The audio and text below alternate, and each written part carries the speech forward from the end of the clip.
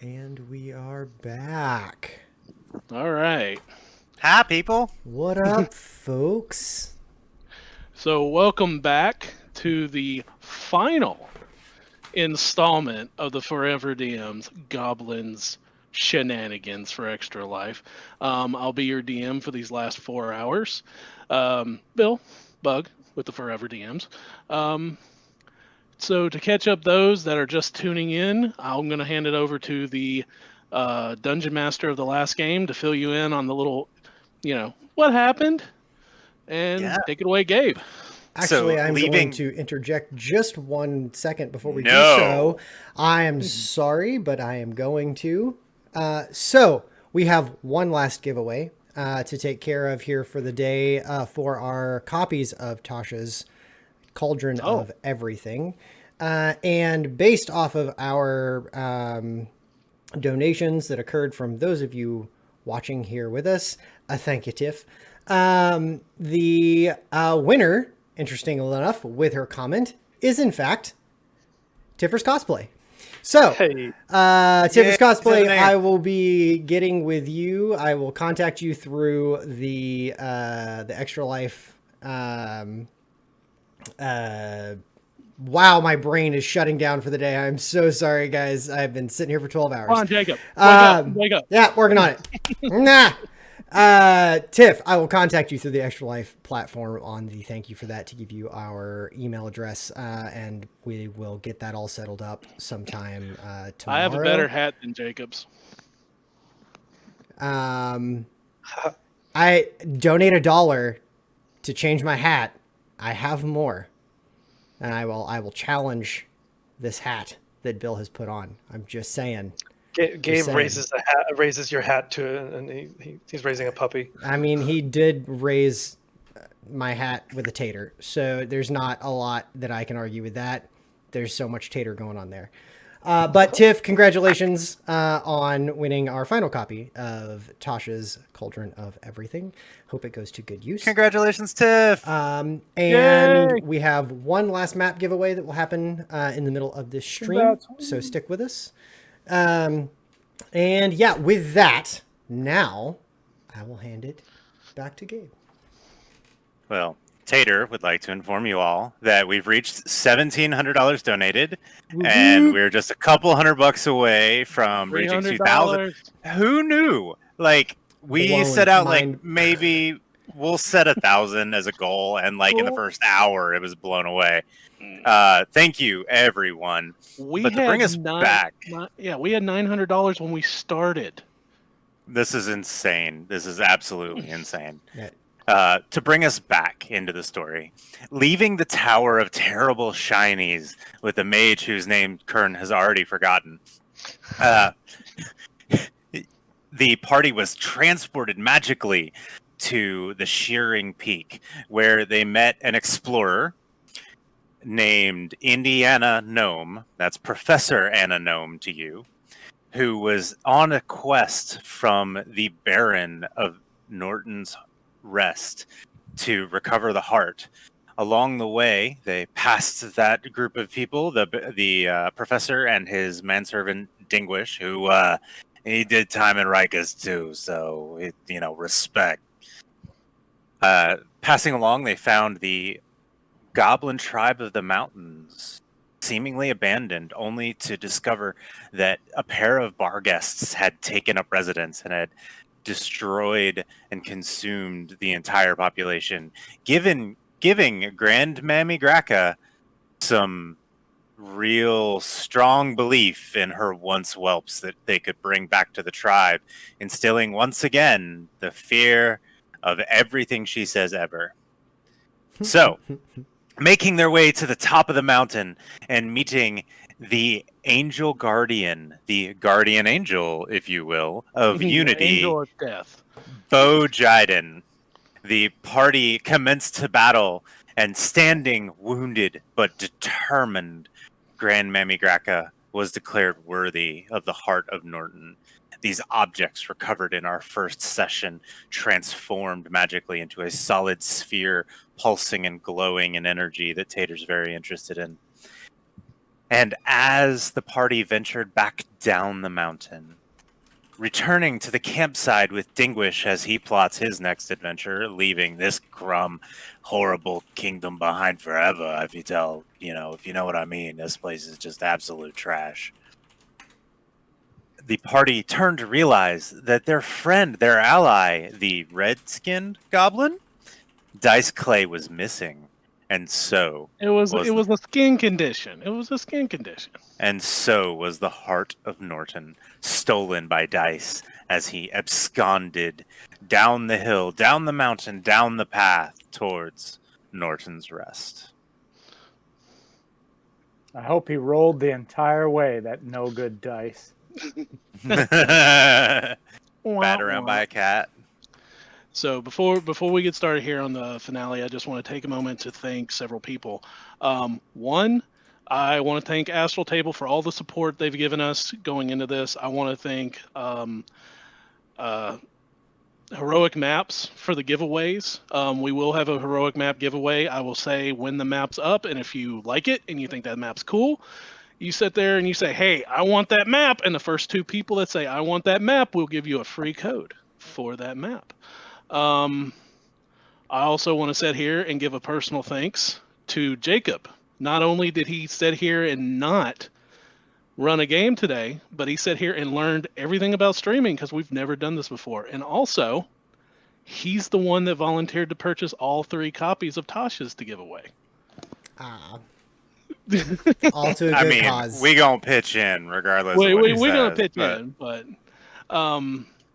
and on top of all that, thanks. I want to thank all of you, the Forever DMs, for taking a small little idea I had and just making it your own, and all of us getting together and making it one of the greatest group projects I've ever been part of. And it's grown into something that I never planned for it to get this good. And this has been amazing, and definitely we will be doing this some more. So with that, anybody have anything else to add before we get into these final 4 hours? No, let's do it. Let's bring it home. So the elevator music will go away. Recovering from the betrayal of a not so liked party member, you find yourselves. We were best friends, Bill. We were best friends. You find yourselves coming down a mountainside to a roadway. The trip down the mountain was a little sad. You honestly did not know how to take the situation. Coming to grips with the idea that you had the heart of Norton's in your hand, and it was stripped away. Granny Greca's idea of saving the whelps, Petunia's idea of saving her Joeys, Bud's idea that, knowing Petunia's sad, that's all that really matters to Bud. And Max, honestly, being best friends, I don't still know what drives you. But you're sad too. I need to master the elements.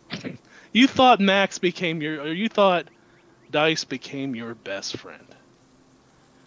So, coming down the mountain, you start seeing close to the mountainside, in the distance, the city that you know to be Norton's Rest. And we will add the party here. Finding this lonesome roadside, you hear, coming down the trail, a carriage.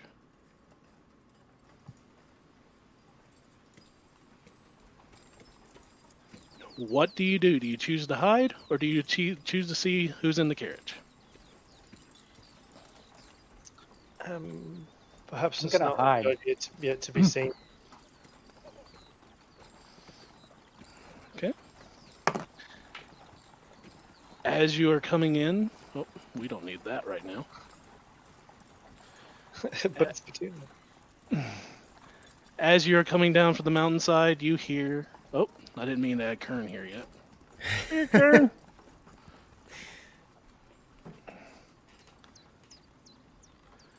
Forgot he was there. Most people do. What? Where does. are you? He apparently does as well. Where are you guys in relation to this map? So which way is the carriage sound coming from? You Oh, okay, see there it it is. I see it now. Yes, yes. Yeah. Okay. coming down the road. Bud instinctively runs to the bushes to go hide. I want to be here. I look Got to a be moving 6. Bud and Petunia together instead of separately. Is there some... That was happening to me earlier with the blocks in Derek's game, like left click off on the side. Like I finally had it to work. Who wants to roll? There is a single lone large figure piloting this carriage. Someone give me a perception check. 18 on the die.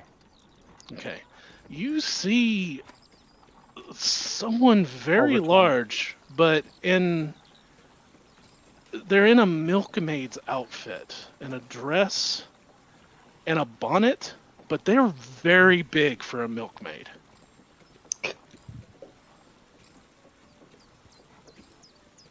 Am I getting any other features of this individual? Kind of with an 18, a very bushy beard. Well, coming that's out the from die. under the I'm over 20. So yeah. Oh well, yeah, you see a very bushy beard. My coming wife's a out. powerful, ugly creature. Firefly, anybody? I swear by my I just- floral bonnet, I will end you. I You see- think wagon. I think beard. I think furry. I think dumb enough to wear milkmaid's outfit or a shepherdess that they can get away with it. Grand Amy knows instantly. Crun! And from under the bonnet, you hear, "The road goes ever on and on, down to the door where it began. Now how I'm gonna ahead has a I'm gonna step out and run out and basically say Crun! No, no, Wait. Grandabby! Hi. I got, Hey! What are you doing? get on. We're going to meet my friends. Your friends? We are your friends. Who's that? The wizard said I would meet my friends at Norton Rest Place. So, let's go. Yeah, that's That's us. us, Crun. We're your friends. Well, most of us. No, you're Grandammy. Hi, Kern. Fair point taken. Hi, Bob. Oh, I almost forgot. I brought you a thing.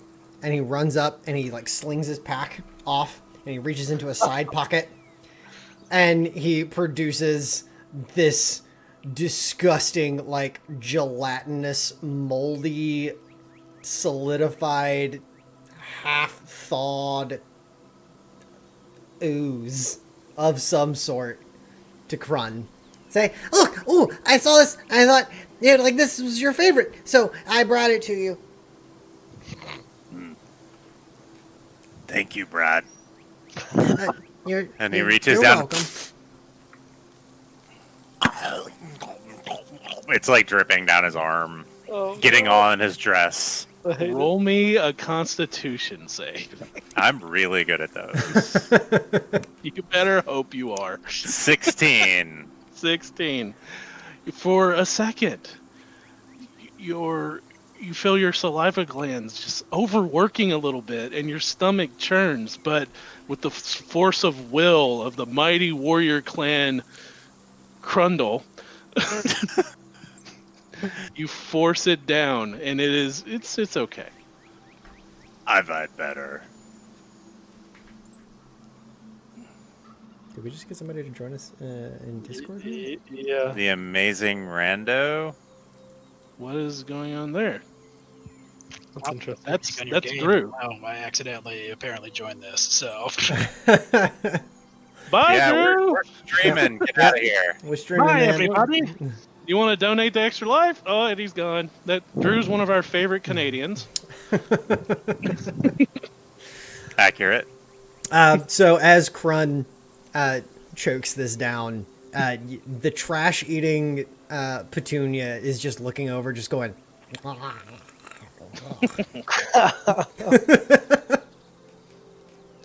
So the 5 heroes reunited, and Krun, even in your sharp mind, you realize you should be 6.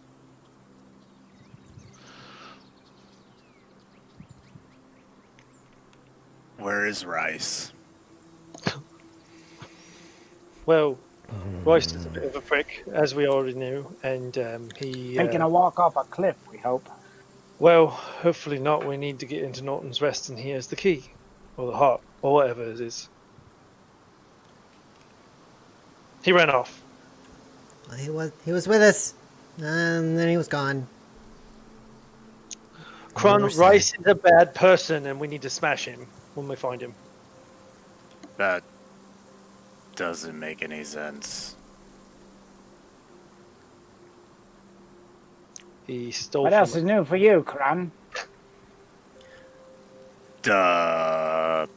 I pooped out a stick.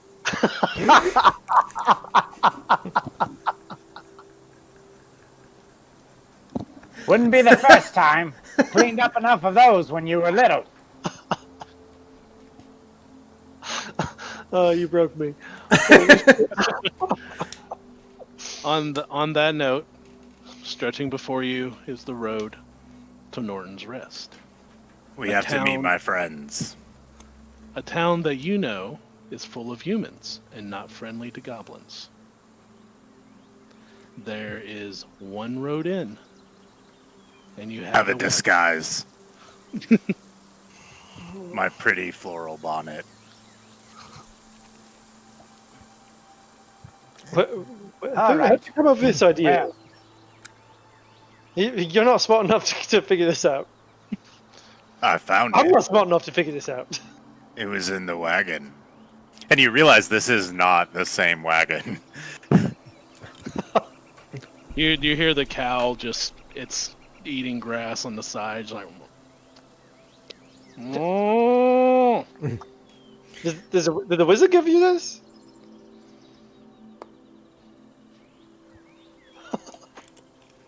Roll He it. made my stick glow. And there's just the faintest magenta glow to his ancestral blade now. Yeah, that's pretty nice. Never did anything like that for me. With your passive intelligence, Kron, you honestly cannot remember where you got the wagon. Oh, yeah, that's where I was going with that.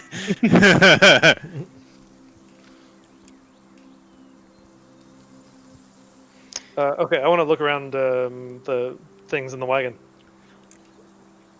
So, Grandemy, I know we only had it for a little while, but do we know how the heart was going to help us get in? Like, what? I don't really know how that was going to work. I don't know how it was going to help us get in, but I know how I'm going to help us get in. And I kind of just put my stick on the ground. I want to go over to the wagon.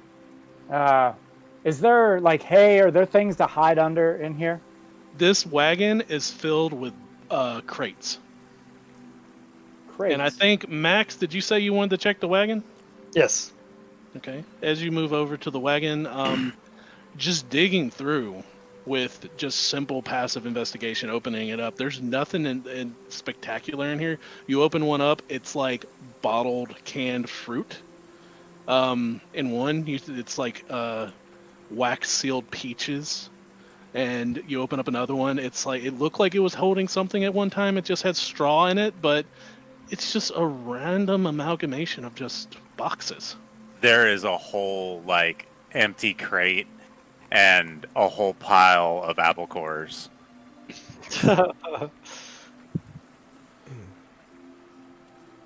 Okay. Well, Grandmammy, I suppose we could Could hide in here. Well, one of us has to be the one to drive it. Well, I got it. Con's wearing the floor bonnet. I think he has the best disguise. Well, I'm pretty sure he does. All right.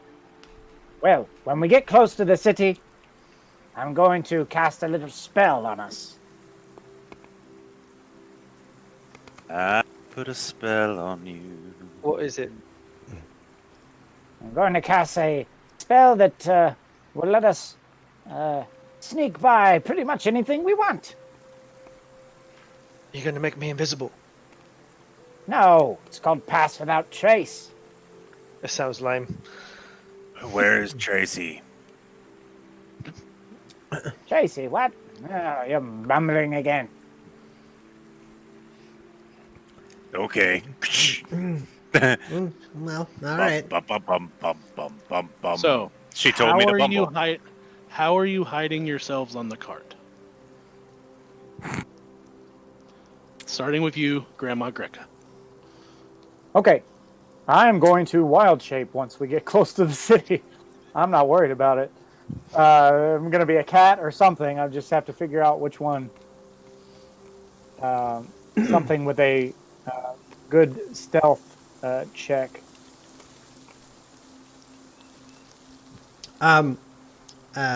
Petunia will look at, will grab Bud and pull him up over to the cart, doing her best to try and not spook the cow. Al's just being a cow. You notice something strange, though. This is just a regular dairy cow that's been hooked up to a wagon. I mean, like you do. Like Crun does. Make do with what you got. So she will kind of set him up on the cart and then like point to one of the smaller crates, and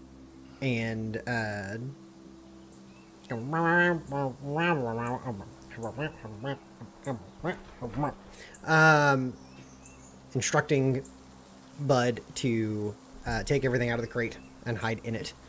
And then once he's in there, she will take off her own armor to look as inconspicuous as a giant possum can, and we'll hand it to him inside there. Put the top back on. And then curl up as pet-like as possible with Crun on the cart. No, kitty. All right, Max, what are you doing? I want to. Can I? Wait, this cart is big enough to fit all of us. Yeah. Your tokens are bigger, but you're all little goblins. Okay. I want to crawl in next to one of the boxes and overlay a minor illusion image of like a smaller box on top of me. Okay. All right. I believe everyone has a vague idea of how they want to do this. Be the box. So, Crun, it's your carriage. Okay, we go meet my friends now, friends. And Grandmammy told me I was bumbling, so bum bum bum bum bum bum bum bum bum bum bum bum. Before I change, I am going to cast. Once we get within like sight of the city, I'm gonna kind of be in the crates. We get within like sight of the gate. I'm going to cast Pass Without Trace on all of us, including the cow, because fuck it. I mean, because you know what? Because gosh darn it. Gosh darn. It's late. We let one slip. Yeah, it is late. I'm pretty sure I've let more than one slip. It's fine. We just had a $100 donation by Drew as fee for his cameo appearance. We appreciate it, Drew. Thank you so much. Yay! Thank you, Drew.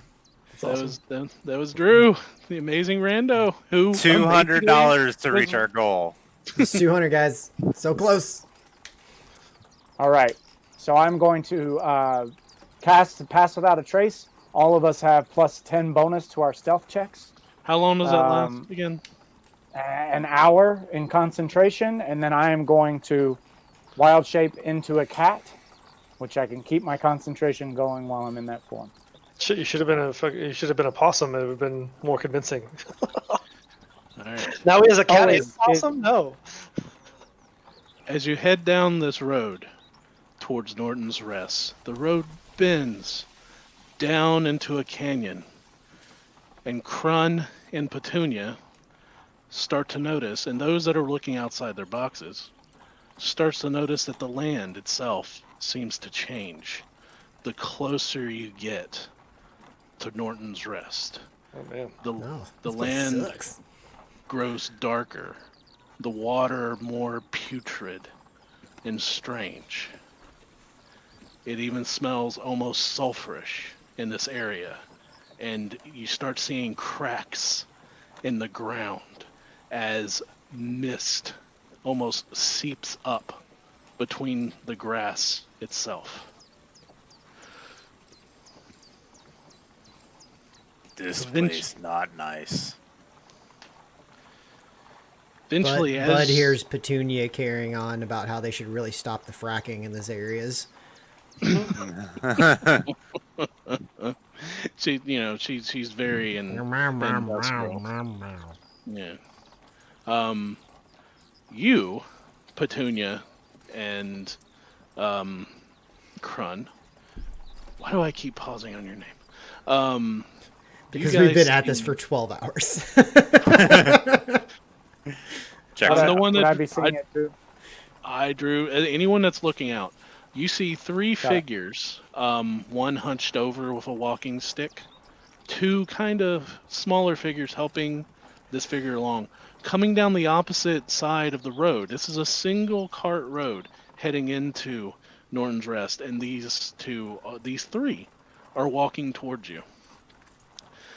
And as you get closer, the one with the walking stick waves you down. Krun will stop. He knows the laws of the road. You see an old I will You pull see- over to the right. you see an old lady and two young teenage kids, maybe 14, 13, helping her along. And she says, if you're trying to get into Norton's Rest, they've shut the town down and they're not letting anybody in. In a You might as well strange, turn around. in a strange moment of clarity, Krun will keep his head down a little bit, so it's mostly bonnet. Oh, that's it. They've got- Okay, and he starts turning the cart around. Um, I'm gonna start making biscuits on Krun. Krun will pick up the cat by the scruff. Where did you come from? No. And running he'll set the wild- cat up and down. raking He will down. set the cat down off the cart. while Krun is distracted with the cat, Petunia will like grab the reins with her tail and like ride it back down the path. Just- And Krun, when he puts the cat down, but like misses, and the cat's in the back of the cart now. But he was totally trying to put it off the cart, and he picks up the reins and just keeps going. Like, we have turned around now, and we're going. Like, The two young kids and the older lady look at you strange, and she yells to you while your cart's going. She says, I'm not joking. They have guards in the woods. There's one checkpoint going into town. You have to go through it. They're just going to turn you around. they're writing checks in town, guys.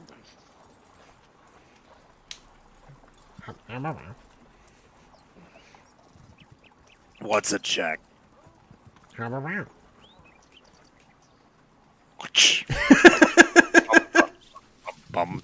I'll reach down and grab an apple Yeah. core and eat it. I'm gonna try and take a. I'm gonna try and. Clearly, do we the have time- brains of the operation. Yeah, would there be time for like a short rest along the course of this little ride? Yeah. It basically states that a short rest is anything that, like, not walking, not doing anything strenuous. So I will go ahead and say that you guys, even Krun driving, because it's not very strenuous, the cow's doing all the work. The cow can't get a short rest, though. There's like a million things wrong with that statement. Don't worry, the cow's doing most of the work. Yeah, the cow's doing most of the work. It's like the cow you just put on a straight path. It's like, Krun's all right. So I'm going to say all of you can get a short rest in. Now, if you need a long rest, I'm going to say you are able to take a long rest between games. If you want to go ahead and do that too. Cool. Okay, sure. No, I was just mainly just for purposes of wild shape, just figuring that out. So Gotcha. I'm completely fine.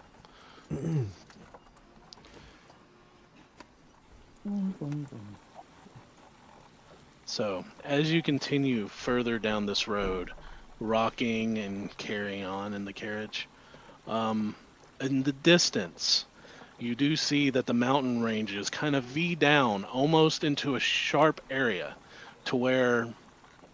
Krun, roll me a survival check. That 17 on the die. 16. You remember Grandma Greca wanted to sneak into town. You would have to somehow get past that checkpoint that you're seeing coming up on the road. You're not very close, but you can see a building in the distance, and you see people. Are there fields on either side? It's mostly, if you veer off at this time, you might be seen, but there's mostly tree line, and with the way the cliffs are coming in, going into Norton's Rest, you're going to be seen coming in. Okay. Krun thinking deeply, and so we're gonna roll to see how smart he is. A nat 1 with a -1. So Krun thinks the best way to sneak in is to go right under their nose hole. at which And- point, Krun continues on forward. It can never Grandammy go over Graca my at this head. point just My comes out of reflexes are too fast. comes out of the wild shape, trying to stay in the back. Krun, stop the wagon! Stop the wagon! Oh. Oh, why we stop? Okay, We- listen up. There's a checkpoint. I don't know how we're going to get past it, so we'll have to find some kind of way to divert their attention. Okay. And Krun starts the wagon again, heading forward. Hey, Grandmammy, you think one of these will work? I pulled up one of my beads from my Kentucky Pride necklace. It very well might. Here, I also have another plan. And I'm going to hop down. I'm going to unhitch the dairy cow. Okay, do you stop the wagon first? Yeah. I started the Yeah. wagon again. Oh, sorry, I didn't hear that. My bad. Yeah, so I'm gonna stop the wagon. I'm gonna stop the cow, which shouldn't be hard, considering it's a dairy cow. And I see the thing. I'm going to say, all right, Snots, listen up. We have to come up with a plan. Do you understand? A plan. He doesn't understand. I'm gesturing to Krun. Yeah, Krun waves at the camera, and nobody knows what's going on, but he waved at Emily. Krun, Krun will do what we tell him to, won't you, Krun? What? Yes, exactly. And then, Petunia, Bud, can you hear me? Yeah. You all will be okay to sneak with the spell. Sure. Mad Max, when we get close enough, I want you to, you all need to creep up as close as you can to the city without being seen. And I am going to disguise myself as a horse, latch the wagon to me, and set it on fire. What? What, you're gonna set the wagon on fire? But I'm sitting in the wagon. You're going to get out first. Well, but then you're gonna be on the wagon with. You're gonna be pulling the wagon with us on fire. Yes! And then when everyone's paying attention to me, you can create another diversion and sneak into the city while everyone's occupied. So yeah, okay. You see Krun just struggle bussing through understanding anything you're saying. Krun takes 2 psychic damage. Like that. All right, I need to make a perception check and see what can I see of this city, like of this gate. All right, I'll definitely give you That that. is, Roll perception. That's an 18 on the roll, so that's a 24. Okay, so from the 24 that you have and where you are, it is still a ways off this building. Okay. You don't see the city yet. You just see this checkpoint. It's gotta be what this old lady mentioned. You can make out figures. The road kind of curves a little bit into this house. You can make out figures in the distance. Not a lot, but there's definitely people there. And the area around is very similar to the area that you're stopped now. It's very destitute. It's very run down. It's the putridness of the land is just coming out. You and your connection with nature, Grandma Greca, there's something wrong here, deeper wrong than you have realized. The land is sick. So what I'm gathering is that this is basically like just a checkpoint. There are no walls or anything. It's just a checkpoint. It's like a repurposed house. Sure. Okay. And You know, past this, along the road will lead into Norton's Rest. And from what the old lady said, the Norton's Rest is shut down and no one's being allowed inside. all right, Grandma Graka said to sneak, right? we're going to sneak around this. Okay. So Checkpoint. Krun climbs out of the wagon, leaving his dress and bonnet on, and stealths into the woods. Yeah. I'm going to cast Pass Without Trace on all of us once we're like clear, like in the vicinity of this place. And I'm going to attempt to lead them myself around the checkpoint. Now, you can do this, but you do know it will bring you close to the checkpoint, but you could sneak through the woods. There's no way without coming close to it. So Because- wait, so you're not doing the horse thing anymore? Krun has already It left. seemed like a plan. It seemed like a plan that wasn't gonna happen. The hitch in the So, plan is that the driver of the cart doesn't get it. The hitch in the Yes. plan is that you So- couldn't hitch the plan to the driver of the cart. The baby driver, this is not. So, Sure. I apologize. Perhaps this is me getting a little tired. I'm slightly confused on what exactly we're looking at here. Is there or is there not potential safe passage to sneak through the forest around Oh, this yeah. place? You can definitely try. Okay, the vision that I had in my head was Yeah. that this was all coming to a point at the Sure. checkpoint, and there was nothing, like nowhere to go along the sides. If there's space to go along the sides, 100%. Petunia and Bud would much rather sneak through the woods. I Okay. misunderstood Let's- the layout here a little bit. So Let's draw it out. So you have a checkpoint here. You have cliff face here, cliff face here. The road kind of comes in a little bit this way, and you have woods. Got it. All right. Yep. Woods. Krun's going through the woods. yeah, woods it is. Woods. Thank God Astral Table has a brush option.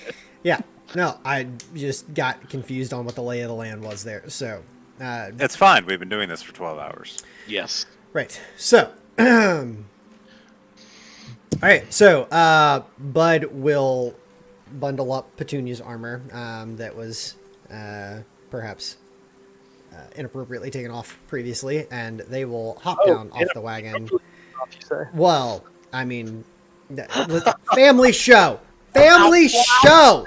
We've been through this, gentlemen. Listen, stop. There are things that exist on the internet that nobody needs to think about or talk about right now. No, We want to make absolutely it to 2000, but not in that way. right. Not how we're doing this. So, Not like this. Not No. like this. not like this.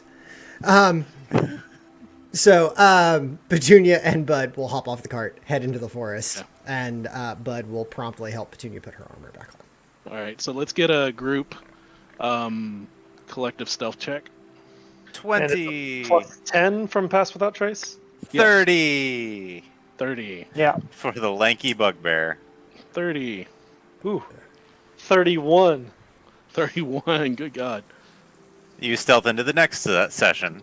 Wow. 22. Two separate 22, 17s for Bud and Petunia. So 27. Wow. 5 successes. You guys are doing pretty well. We're doing it still.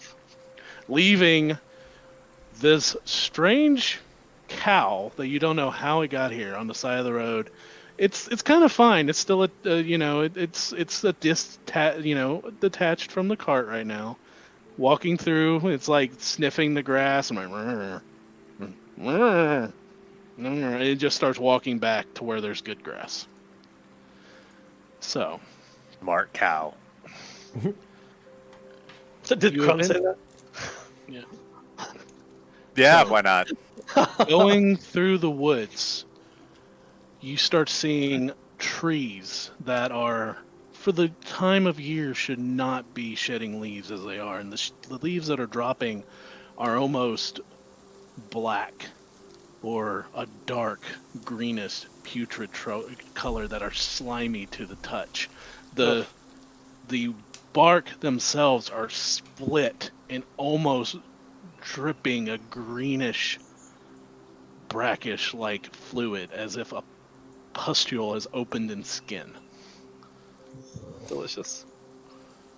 It's a lovely Vomit. visual. I Okay. just ate, man. Like, Yeah.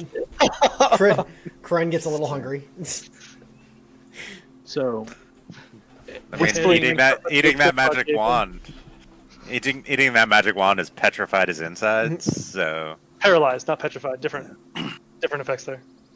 yeah, but wild magic. So Okay. coming as close as you are to the road, you do feel that you're pretty well hidden.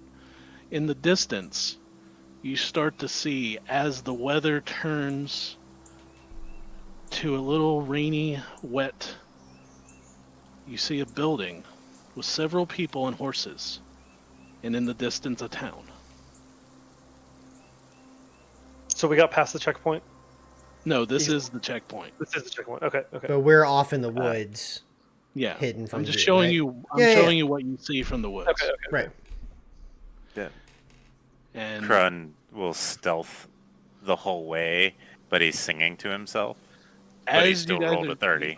you start hearing what's going on. You hear several of the soldiers that look very similar to the ones that you guys encountered outside of your cave are accosting villagers trying to get into this town. You hear women and men, "We're sick. We need the healing from Norton's Rest." And you hear some of these guards are pushing them down on the ground, and a bunch of them are laughing in this weird, strange, very laughter as they push these poor sick commoners down. And from this building, a very well armored, very familiar knight comes walking out, and he says, "How dare you! Those are citizens of the land. I don't know why they gave me such horrible recruits.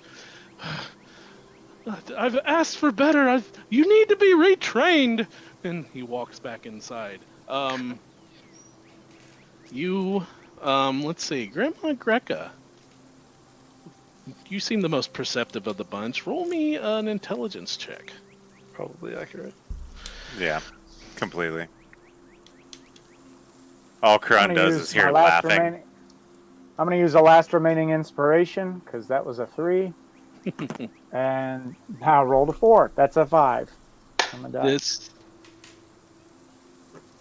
This person is so familiar, but you can't place him.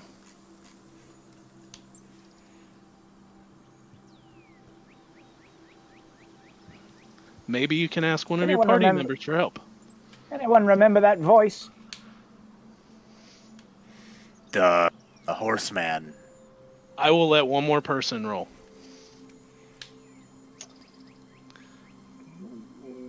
I mean, if nobody else rolls it, Petunia's going to roll it. Pay attention there. I mean, Krun will, but Honestly, Kron was fighting the guy. I think he has the best chance of doing it.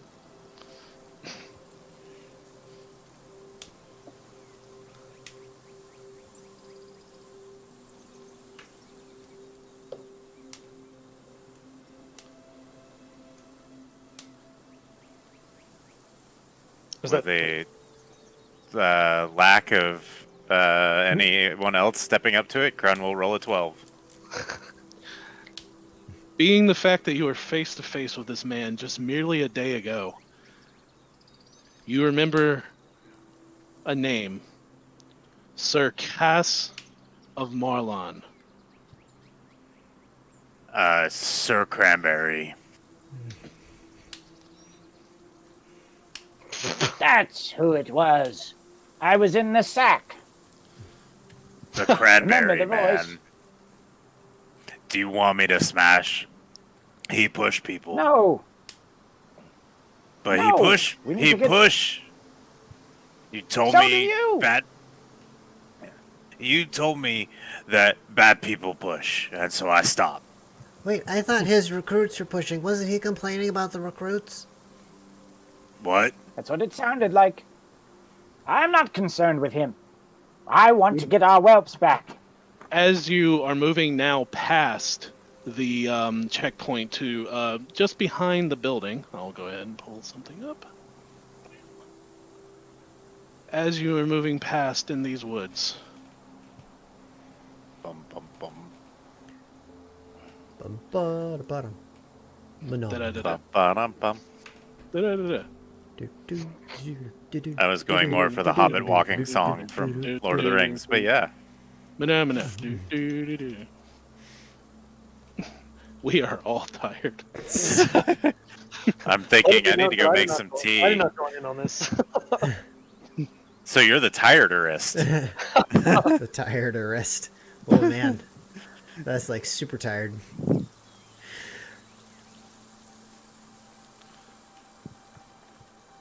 So Hold on.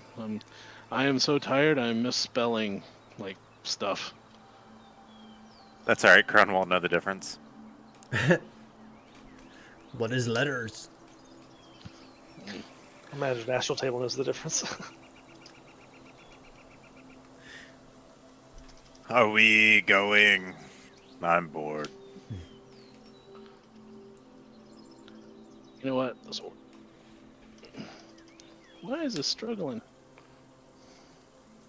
Because we've been streaming for 12 hours? 13 hours? Jesus. You know, I'm Yep. actually starting to think that yeah, this is struggling a little bit, which is weird. Okay. That should be working. That's okay. Theater of the mind. Give it to us. Okay, so I was pulling out some guards for you guys to see, but several guards are around this area, accosting commoners. And as you move past the back of this house, you hear yelling from inside, Sir Kaz, I don't understand. Why did he send me these? They're horrible. They're worse than the ones I had with me. I'm trying to finish composing this letter to Lord Clovis about that goblin band. We hear this? Yes. Oh, wow. Yeah. Well, he's talking is- about us. Do you want me to burn it down? I hold out the bead that I pulled off earlier. No. Yes! No. And this Oh, is when we become I've got murderers. one vote for no and one vote for yes. What about No. Bud and Petunia?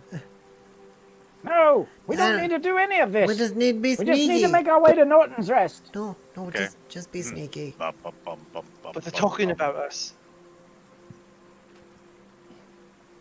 We'll get the whelps and then we can burn it down. I don't want to ruin our Okay. chances. Okay, fine. So we continue along through the woods. Bum bum bum bum bum. Okay. So, continuing past the checkpoint. Unaccosted. Plot party.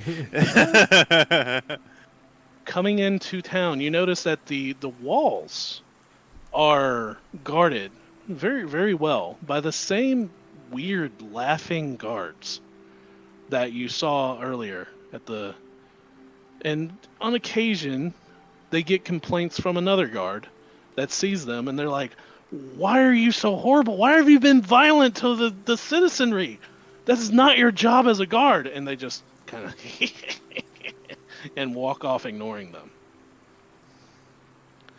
And coming into this town, you notice there's not a lot of people. So as we make our way into town here, like, what options have we had to like kind of keep out of view and whatnot? So like, how are we ducked out of sight? The town is kind of built in onto itself. There's several dark alleyways, and there's thoroughfares and streets, but there's no real organization to the town. So you're able to slip in through the wall that surrounds the town in several different places, and you find yourself ducking behind buildings and hiding. I'm still using your original stealth check because it was so good. With Of like 80 million. Yeah. Yeah, but you do find yourself in this town that reeks. Now, you are normally goblins and you live in squalor, but this is beyond what you would be comfortable with. They need to clean out their cave.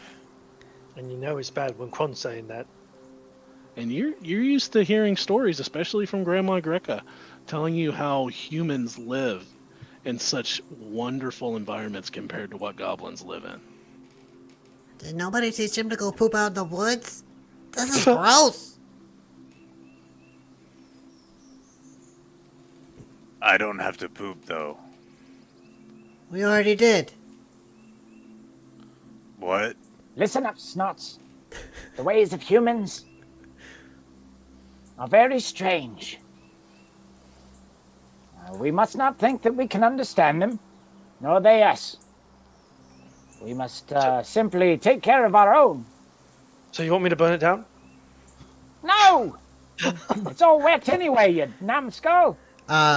So with it being mostly like open streets and things along those lines, Petunia would like to look around for any kind of like clothing that's hanging around outside, or that somebody forgot to take off like a drying line, or like something that's out and about, even if it's just a freaking cloak or something along those lines.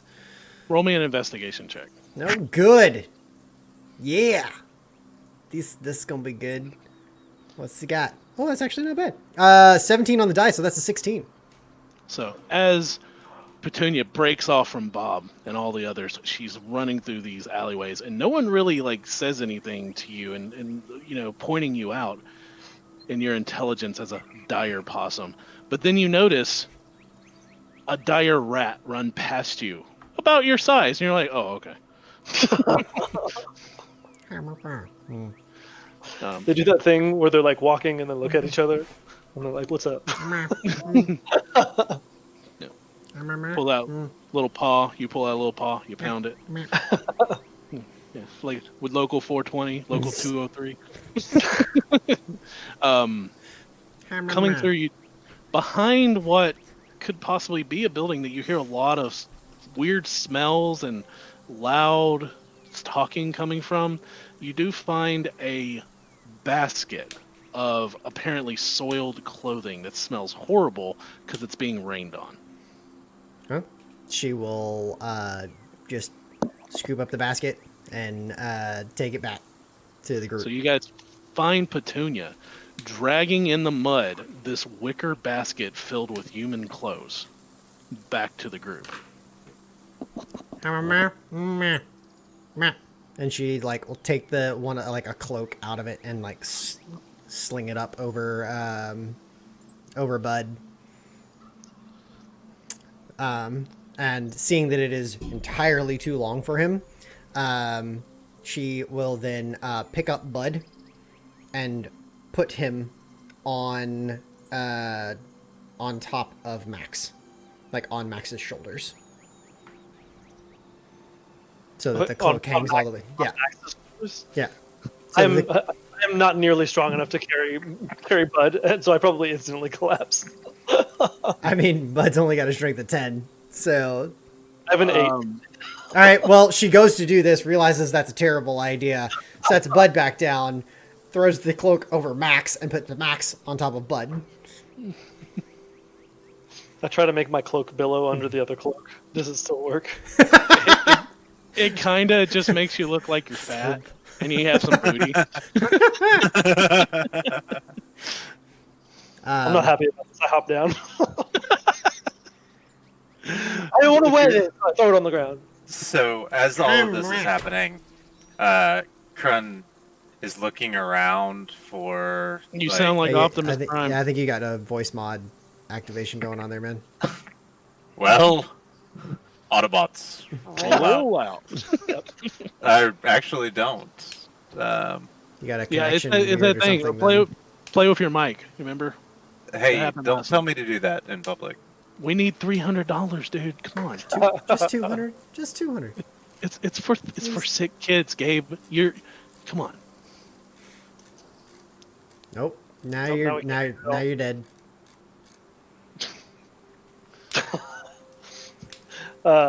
So yeah, I'm complaining. I'm like, my cloak is already really nice. I took it from that gnome fella, and I think I look just like a human. And I put the hood up, and Mic check.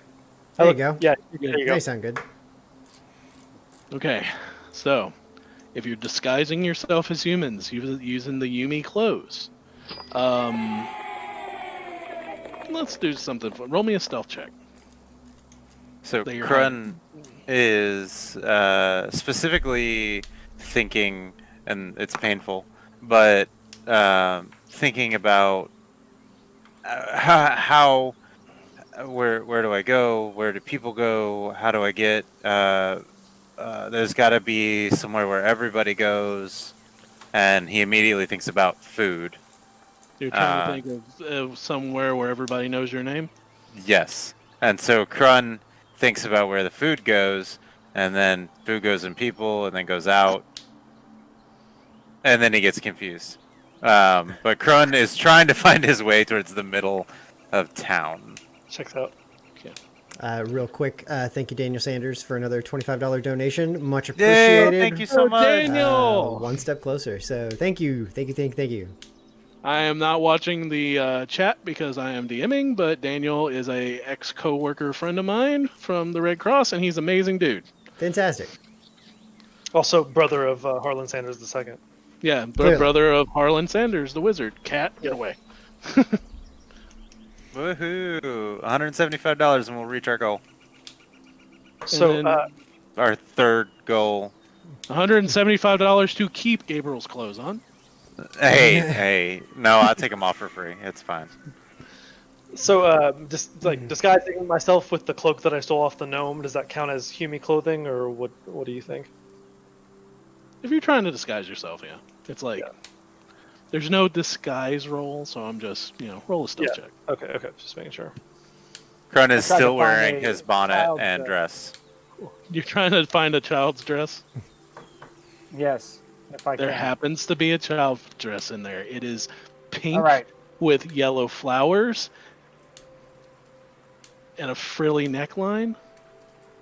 Krun is actually I'd roll a jealous. 20 I roll a 20 for that stealth roll as I kind of put it on. This is pretty.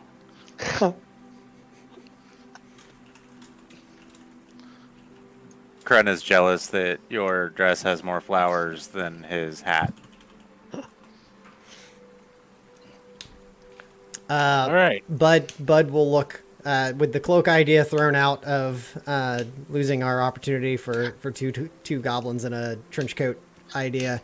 You can't beat 3 kobolds in a I trench coat. know, I can't, and Dice is just not here to make that happen for us anymore. So, he will similarly look for some form of children's clothing in the basket as well, to see if he can hide himself a little bit. At least a child's cloak or something. If there's a dress, he'll put on a dress. You're digging through, and you find. Let's roll this just for fun, just for, as Jacob likes to say, shiggles. Funsies. Bringing on them shiggles.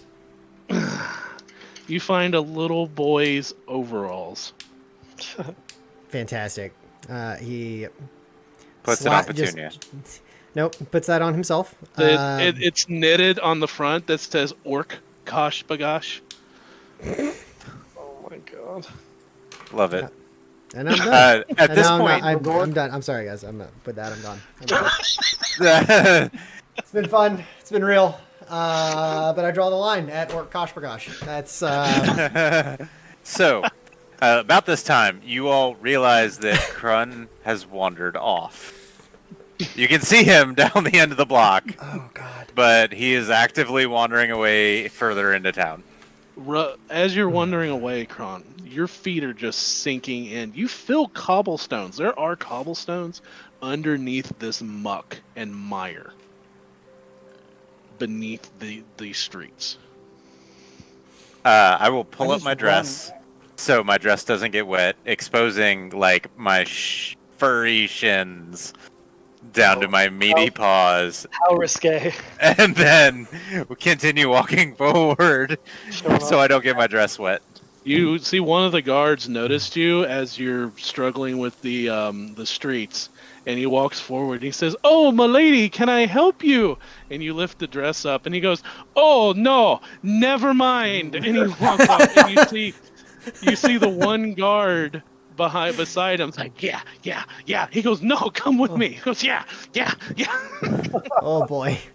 Okay, so those two guards, there's just a pair of them. Yep. I'm Krun, running after, thinking he is so stealthy and so clever. How do I find the children? As you come running up, Grammy Greca, to Straight up Chewbacca over here. in the muck and the mire, with his dress hiked up to his knees, speaking to two guards, one guard pulling the other way, one guard looking completely horrified, pulling away this guard that looks incredibly happy, laughing and almost drooling at Kern. Yeah, I'm gonna punch that guy here in a minute. And as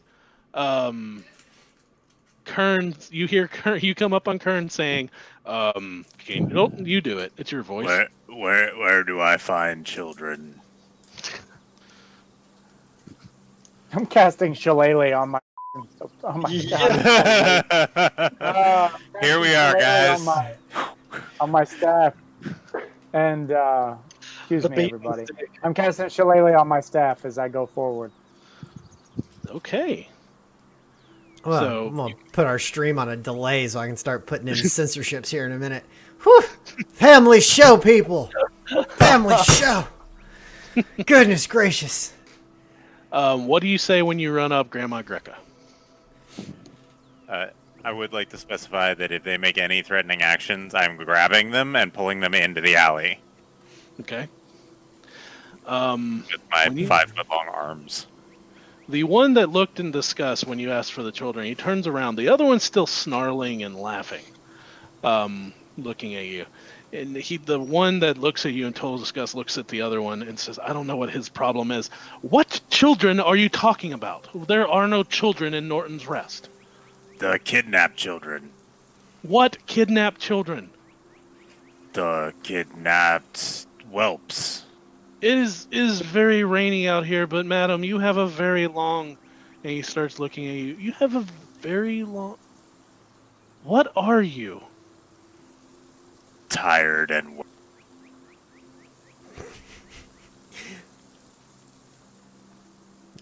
You're not. He kind of looks I, kind of shocked, and he backs up. You're not human. and I grab them I, both and pull I, them in the alley.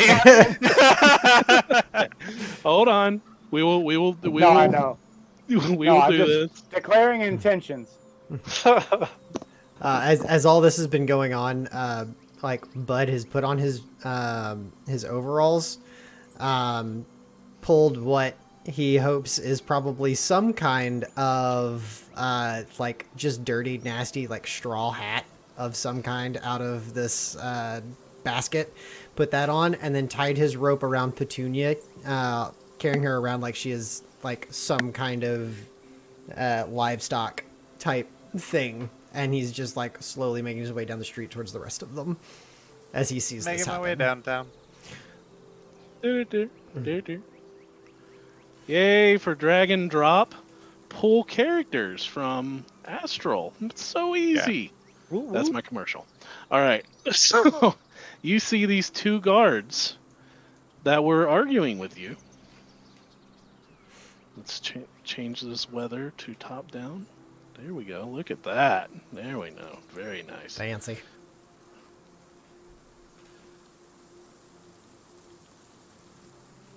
Ooh.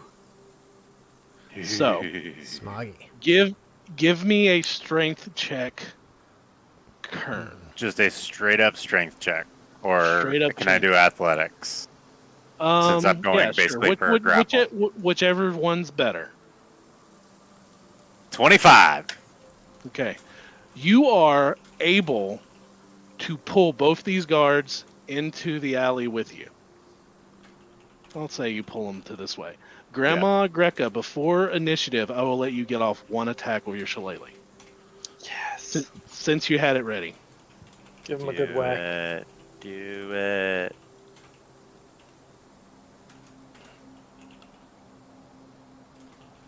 You're muted, Brandon. You're muted, Brandon. Thanks. Yeah, I'm gonna have cast it from the staff, and I'm going to whack the one to the north. Okay. And let's see, roll that. All right, that is a 19 to hit.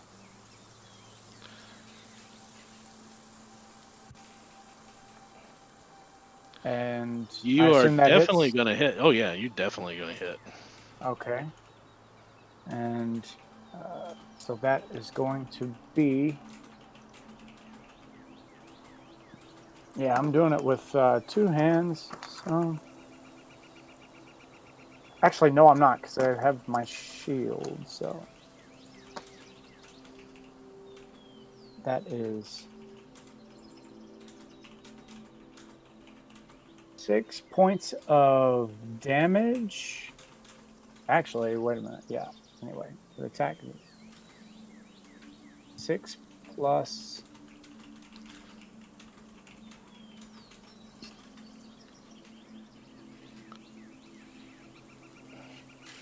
Three. Okay, so 9 points of damage, and it's magical if that matters, or makes a difference. So you do 9 points of damage. It's a pretty formidable whack. Yeah. So with that, I'm going to need everyone in the party to roll initiative, and Checks out. you roll a 5. Yep. Are you going to use the tracker? Yeah, I'm going to use the tracker. Of course I'm going to use the tracker. I couldn't figure out how to do it, and I was You should have tired. asked. So I am the Astral Guru. I should have. You are absolutely It's right. actually really easy to set up. I used it last Monday. So 25 to 20. 20 to 15. 17. 17 for Mad Max. Okay. 15 to 10. 11 for Bud and Petunia. 11. Okay. 10 to 5. 5. All right. 5 to 0. What was Grammys? Oh, sorry. That was 7. Me. My bad. Okay. Right, and- Super quick question. What was the donation for give a party member inspiration? $10? $10. Yeah. Cool. The donations my dogs gave me earlier gave me inspiration. Oh. And Good old Peppers. I'm gonna save it. All right. So combat starts with Max. All right. I want to hang on. This is 10 feet range. Can we get a grid? No, you don't deserve a grid. Why do you need a grid? What makes you think that you Man. have to have a grid? 5, 10, 15. 20, Goodness. 30. Okay, I cannot get in range for Earth Tremor. Okay.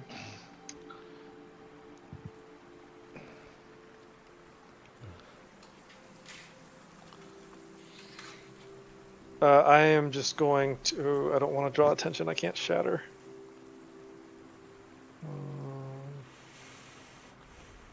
All right. I'm just gonna firebolt. I think.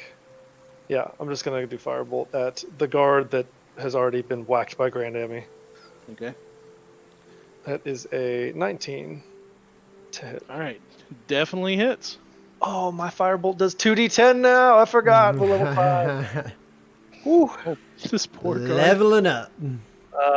So this time I cast twin firebolts. So I rip 2 pages out of my spellbook. I crumple them both up. I go like this, and then they both catch on fire and fly at the guard. 11 damage. Oh, 11 damage. Oh, I healed him for 11. No. That's not how that works. You see this guard just, and he just starts erupting in flames. And this was the one that was disgusted at Kern's hairy legs. He goes, no, no, no, no. And he just completely erupts in flames and falls over. As he does this, you see the guard beside him looks at Kern and looks at the burning body. He goes, yeah, yeah, yeah. And I didn't say it. So proud of you. all right, Bud, it is your turn. Families everywhere are proud of you.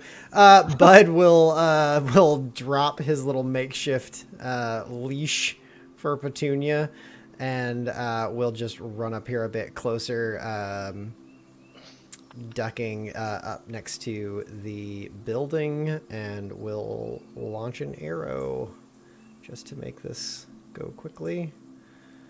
That is a 21 to hit for 9 points of piercing damage. Dang. And as though in a blur, like he's just learned how to do this super quick all of a sudden, he makes a second attack, but this one is only an 11 to hit. You do not hit. You see the arrow like fling past him and just bounce off his helmet. And he goes, and he just laughs at it. Oh man, that was a nat 1. What is wrong with this? Yeah, so 9 damage on the first one. Second one misses. Bonus action to activate Petunia, but she can only go... Actually, it won't use the whole bonus action. It'll be... Let's see. And you said you did 9 damage to him? Yeah, 9 damage. She will go to there and take the dodge action. So, on to... Grandemy Gracca. You should, just because we didn't use this before, Grammy Greca, you should, or Brandon, you should see a little button at the top that says your turn. And when everything is done, just click end your turn, and it should go to the next person. It's Okay. Astral Table's combat tracker, which is really nice. Yep. Cool. So it is my turn now? Yes, sir. Yes. The player whose turn it is will be highlighted. I'm going to come around and whack this guard as well. He Or looks at you. attempt to. He has a sword drawn and a shield. He's like, yeah, yeah, yeah. He's looking between you and Kern.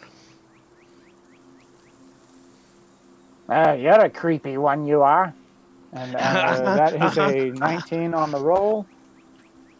And Definitely hit. yep. And I'm going to roll a d8 worth of damage. And 1, 4. That is going to be 4 points of bludgeoning damage. Okay, he only had 2 hit points left, so how do you want to do this? Oh, sad. Just as he's, yeah. Just stop. Whap. Just No. like collapse the front of his face with the stick as a boom, and then he just falls backwards. As you All right. smack him in the face, the illusion fades, and he is no longer a human guard. He is a gnoll I had a feeling.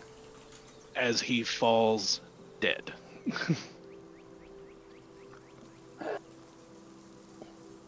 He's not supposed to And look the like hyena folk. I was gonna Remember what- ask him. Remember what Grandemmy told you about the hyena folk?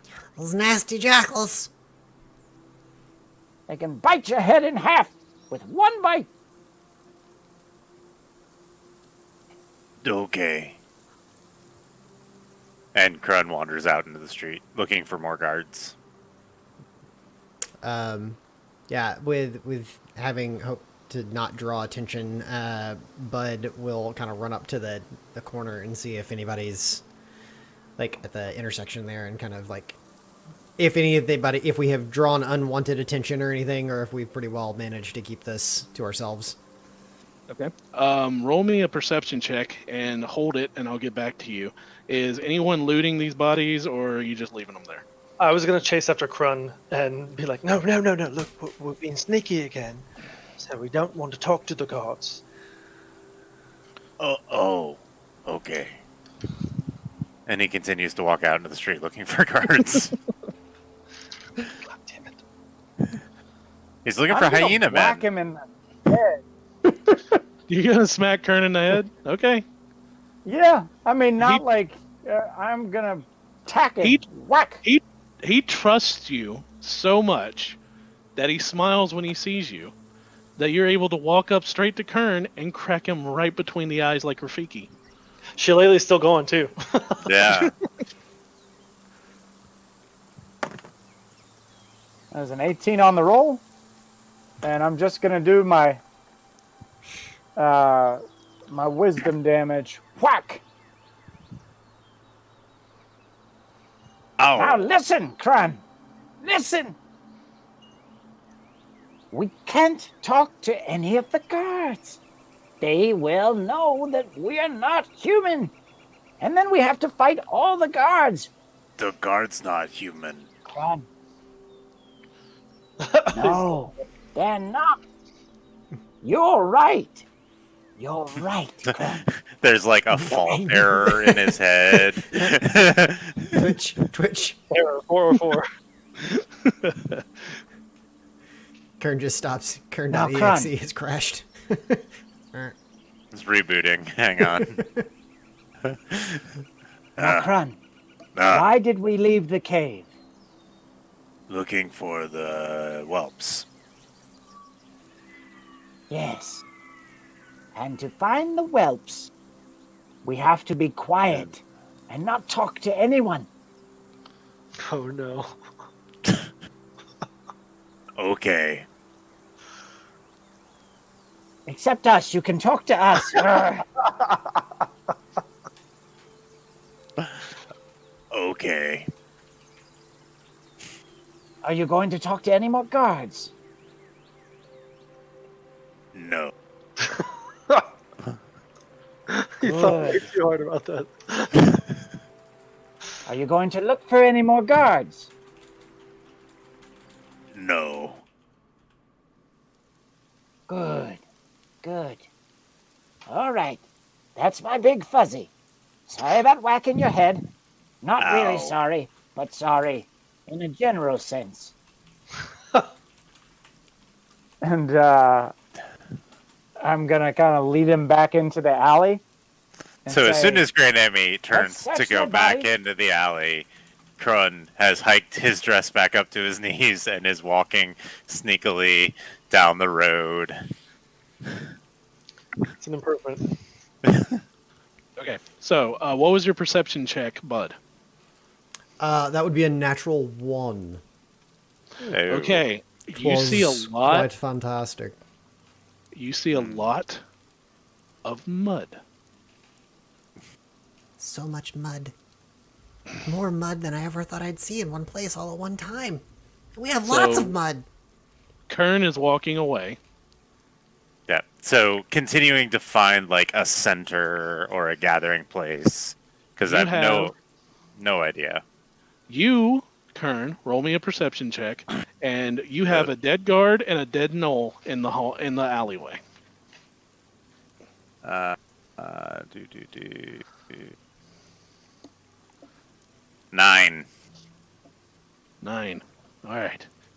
You don't see a lot of people out on the street. A lot of them are inside buildings. You don't see any more guards as you get about a block away from the rest of the group. So what is everyone else doing? I don't know if he'd get that far away. I think we'd follow him.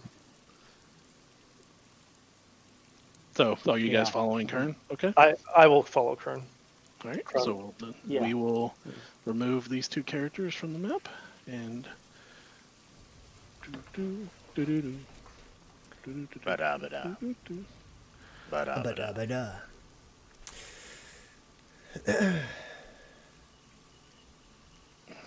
Do we have any idea where we're going? Have we heard of like a palace or castle or anything?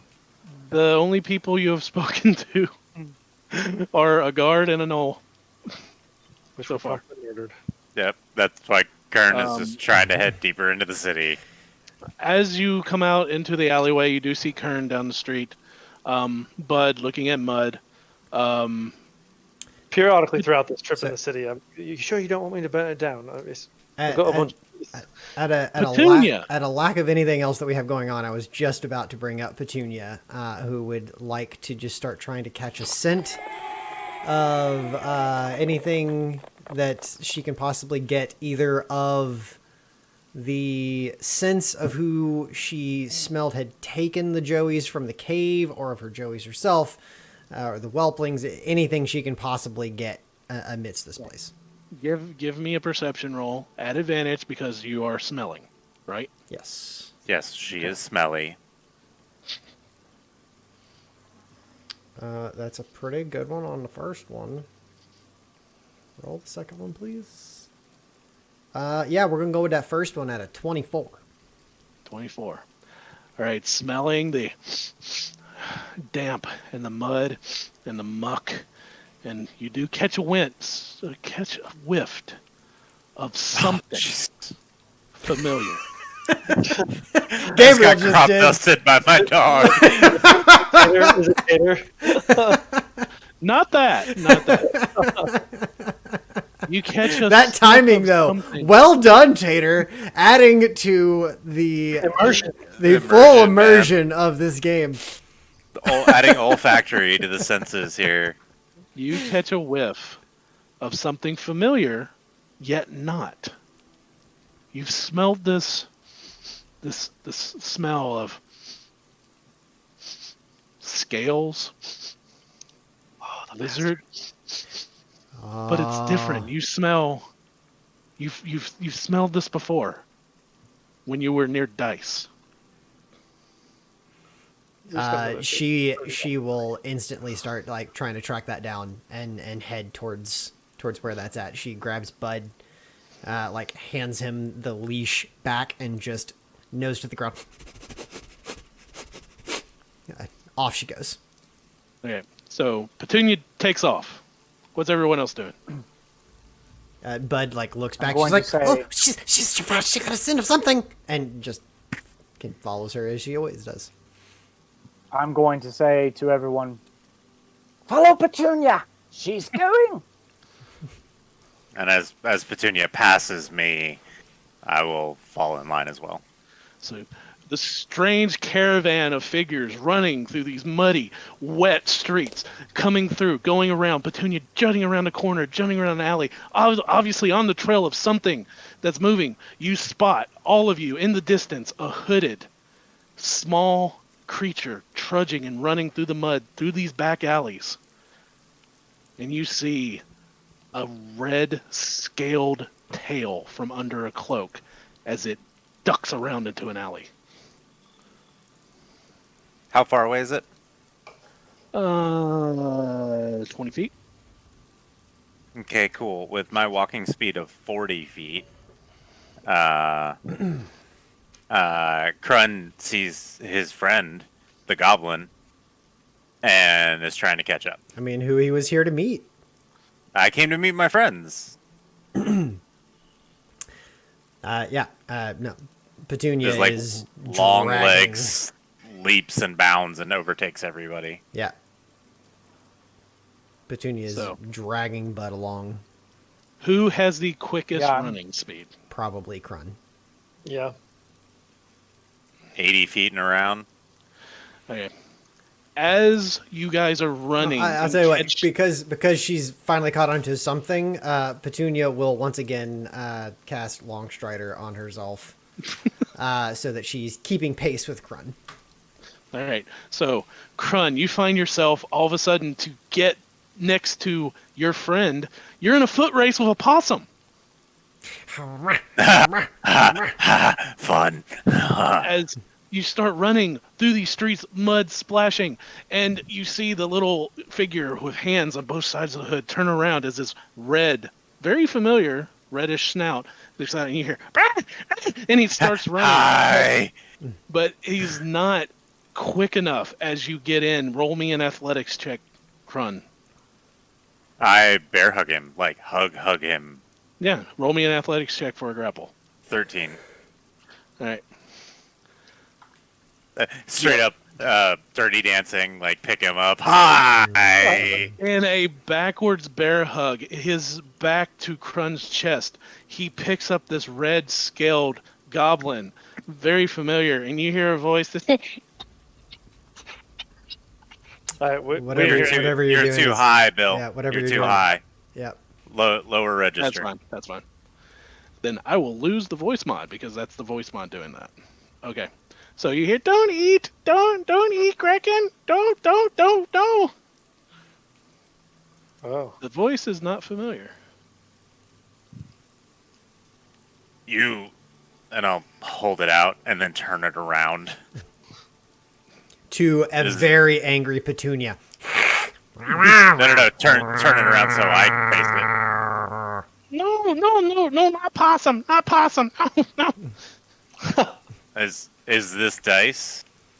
It is a red-skinned small creature, very similar to dice. Hi, dice. What Except do? different from dice. This one has one eye, and he has a bandage over it. What happened to your face hole? I have dice. And he fumbles into his bag, and you see dice come, like a little set of dice come fumbling out of his pockets. You take dice. No eat Kraken. No eat Kraken. Who reckon? Me Kraken. An extremely muddy Bud picks himself up off the ground, having been drug along by Petunia in the foot race, as he was not able to keep up otherwise, but would not let go of the leash. I just see him surfing in the mud, like skiing. Stands up and looks and goes, Oh, I don't think that is dice. Who are you? My name's Kraken. I who's dice? I gave you my dice. No, don't eat No, me. no. You are a red scale goblin. Hi. I'm not a goblin. Then pull him in for a hug. I'm scared. I need an adult. Where are kids? I don't have kids. I'm just a kid myself. Where are the other kids? What other kids? The goblin kids. He's like, I'm very confused, mister. You just picked me up in the street and It's there's a possum out of here. okay. This is wrong.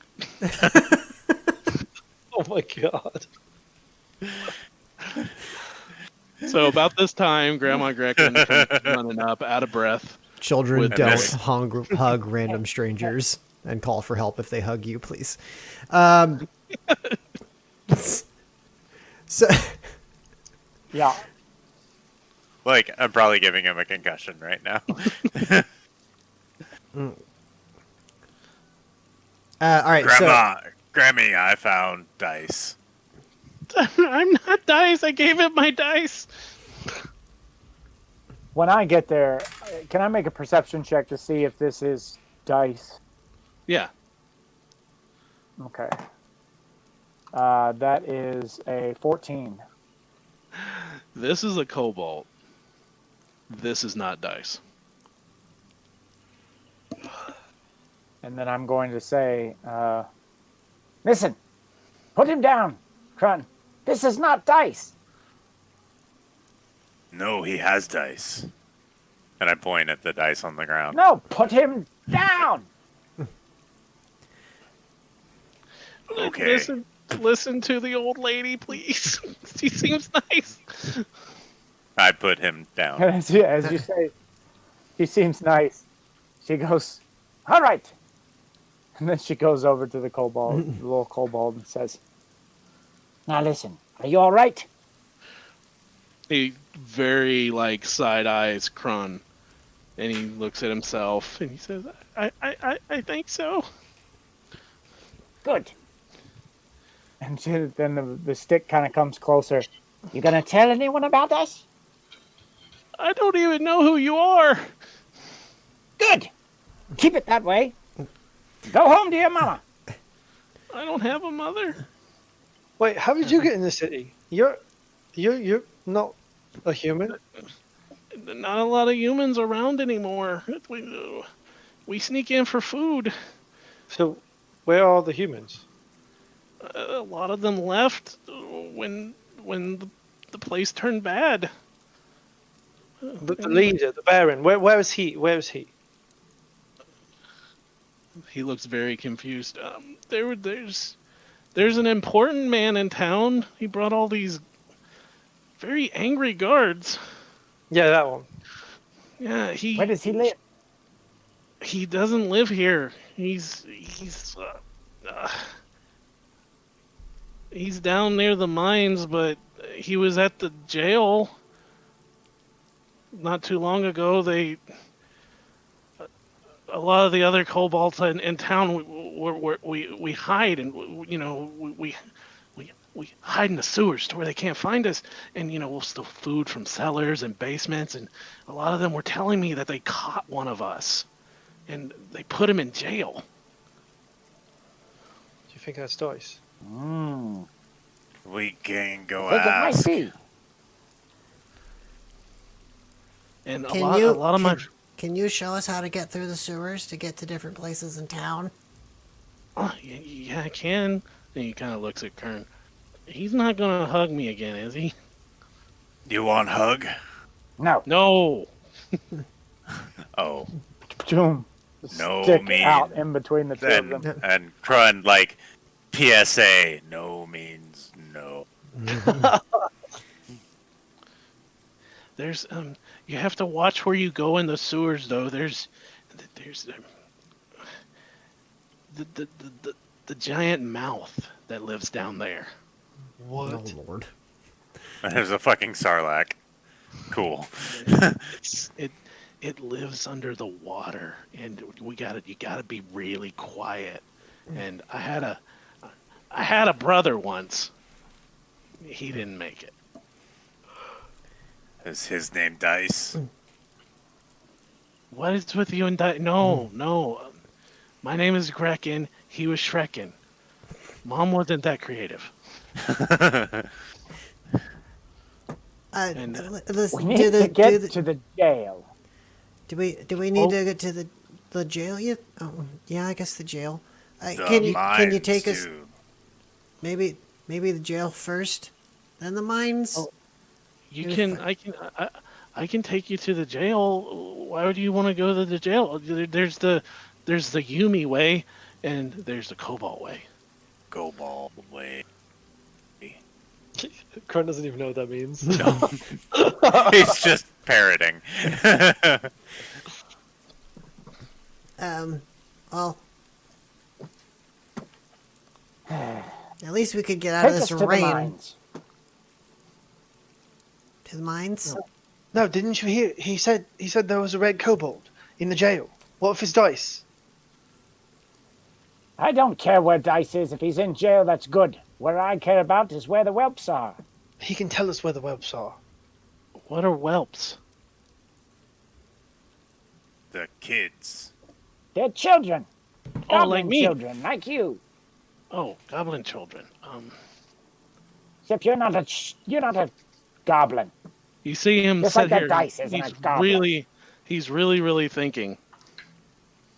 He says, I think I heard something about what's that word they used? It was big. It was bigger than goblin.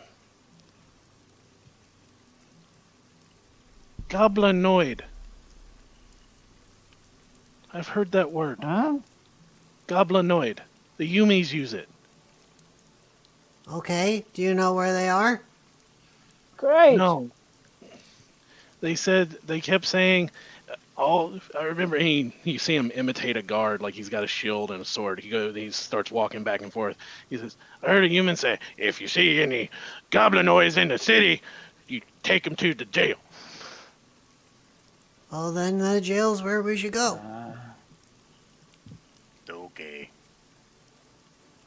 All right. To the jail then, I guess. Let's go to jail. We head to the jail. Is it faster to get there the kobold way or the Hume way? You're not. You can't go in there the Yumi way unless you're a human. You have to go through the front door. I can open the door. But there'll be a lot of guards. Kobold way Huh, is. kobold way it is then. Lead on. Okay. And I'd offer him a good berry. Like, I'll give you another one when we get there if we get there safe. Roll him a perception or a persuasion check with that. God. Yeah. Because Bud's super good at these. You're offering him food, so do it at advantage. Yeah, we'll take that first one. That's a 10. All right. He says, okay. I trust you, so I won't lead you into the mouth. So you can come with me. Oh man, guys, we dodged that bullet. I would also like to take this time to preface this. Kids don't accept candy from strangers.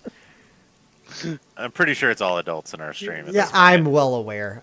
Listen, I'm just embracing the family show. Don't Anyway, embrace families unless they consent. Hugs require consent. Signed Krun. Signed, Crud.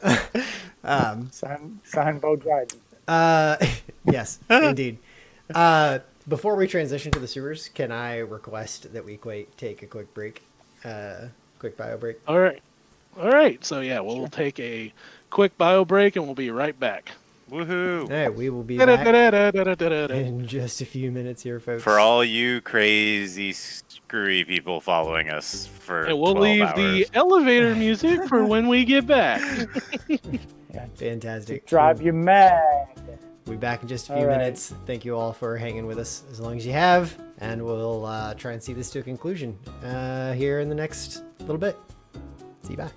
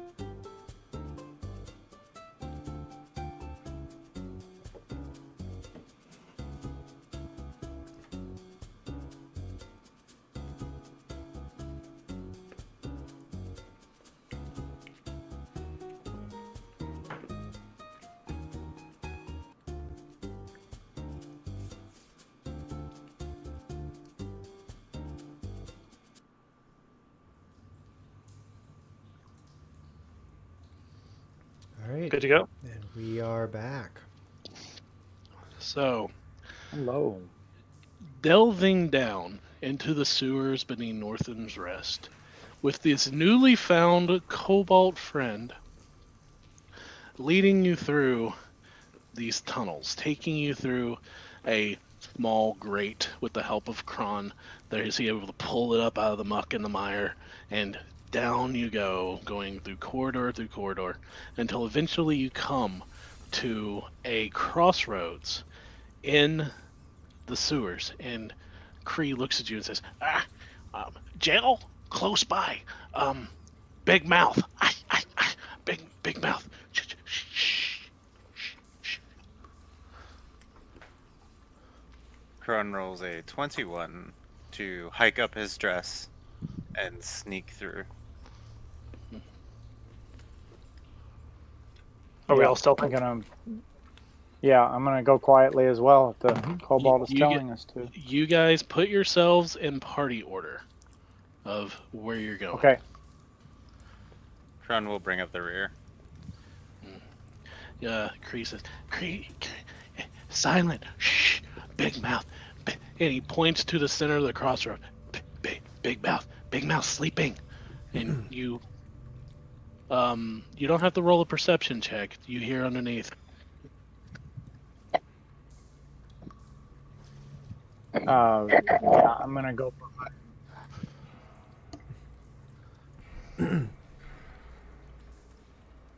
mine is 29 for the stealth check.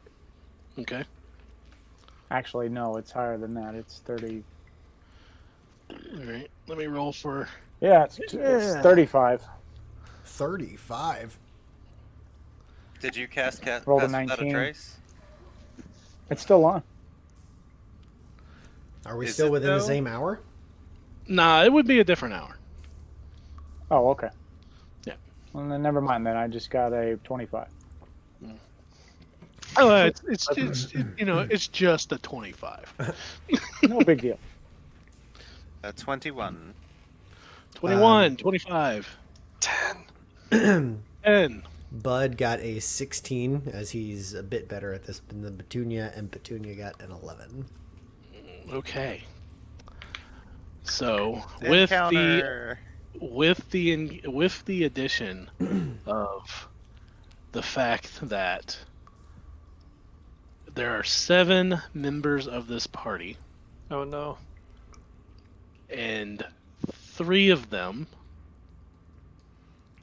Oh wait, 6 members of this party. Where am I getting the 7th from? Oh, I'm thinking Dice is still there. 3 of them failed.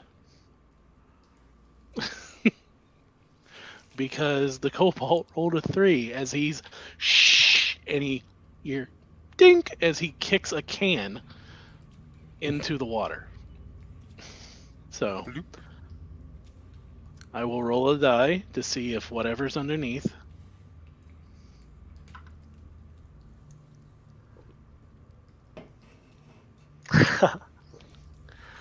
You hear under the water, and you see Kree. Mouth sleeping, must have just ate. And he continues forward.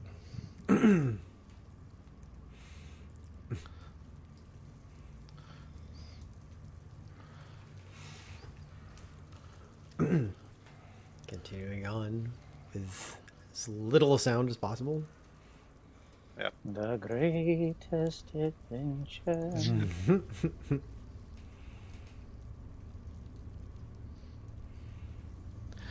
You come to an area, and Kree says, I go no further. You go. Ah. Well, Petunia's dead. No! Petunia. There we go. Okay. All right. Kree stays back, and he says, no, I go no further. And he points up. He says, this hole takes you up to Yumi Streets. I done my job. I brought you here. Okay.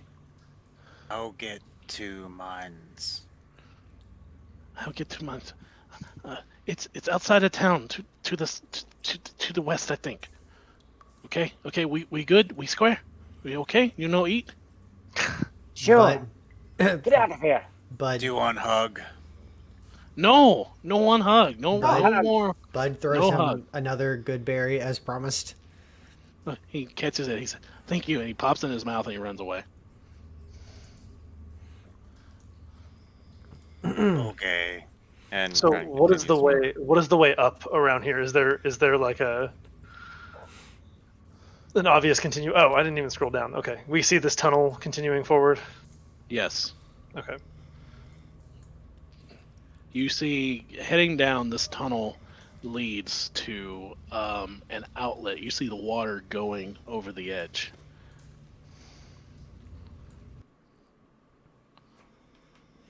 Okay. you- So how do we get from like here to To there? go through. You just Okay. go through.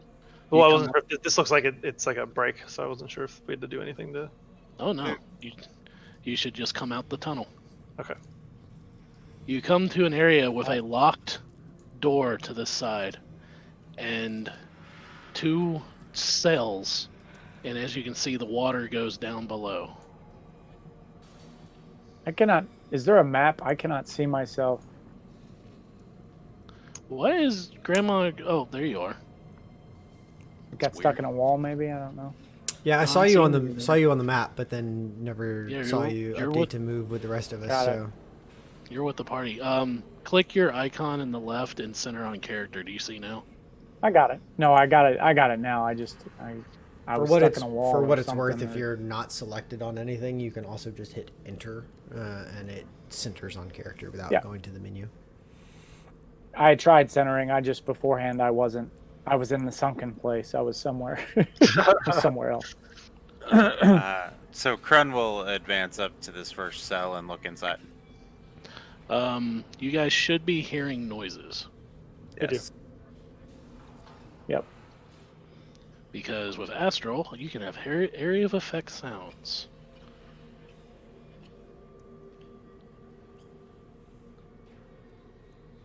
Oh, what was that?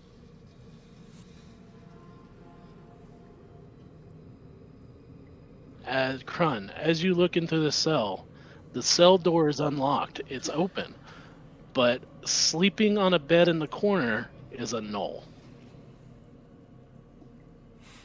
I'll turn back to the group and go, "Shh."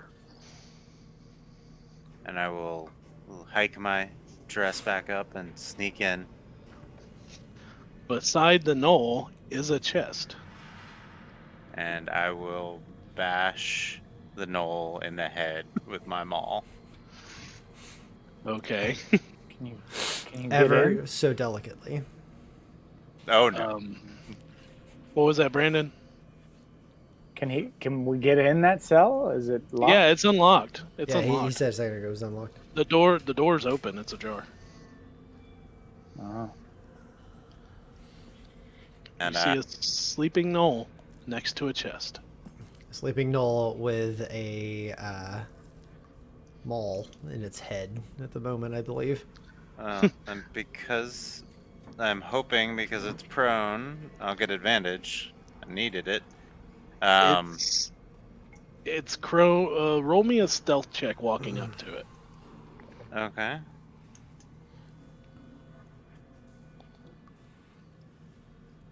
Oh no. 9. 9. As you are walking up, You know up what? to I want this to happen. I am going to use my inspiration from the Okay. donation my dogs made. 13. 13. He rolled an 11, Nice. so he does not notice. Good use of inspiration. I know. Worth it. And I would like to smash his skull with my maul. Like, shh, shh, shh, shh, shh, whack! All right. Roll me with advantage. Okay, so I already rolled. Before you made me do the stealth, and they were both shit. So, 11, and the second one would be a 15. The 15 barely hits, but it hits. Good. I'm just going to roll this as a GM because this is a sleeping one. I'm going to let it be an auto crit. Right on. Because he is sleeping, he's sound asleep, you beat the, and it's a Absolutely. one shot for fun. It's going to be an auto crit. Don't Alright. forget, for good measure, you could smite this guy with your convictions. I mean, Oh, right. by Yes. by raw, sleeping is the same thing as incapacitated, which is an auto crit on a melee strike within 5 feet. So you're even Okay. still within the rules.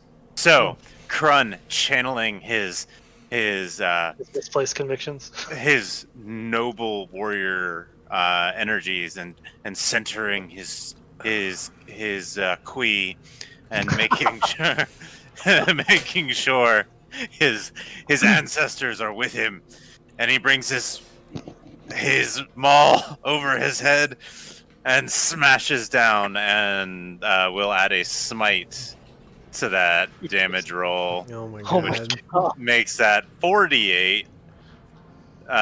Jesus Christ. 28 points of The radiant damage! Dear Lord! 28 points of radiant damage, 3 points on the crit, so making that a 17 plus What's the total? 28 is 30, 40, 45 points of damage. You were 4 points off. You were 4 points off of max damage on that. Dear Lord. If there was So he- ever a misplaced conviction, it was right then to do that So- absurd amount of damage to a sleeping enemy. So, Krun wanted this to happen. so he's still alive. Oh, then I'll swing again. I have 2 attacks. No, he's not still alive. You did twice.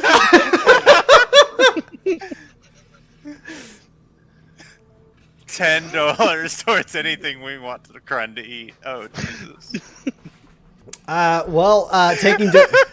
Taking donations now for Krun eating the smeary mess of a knoll.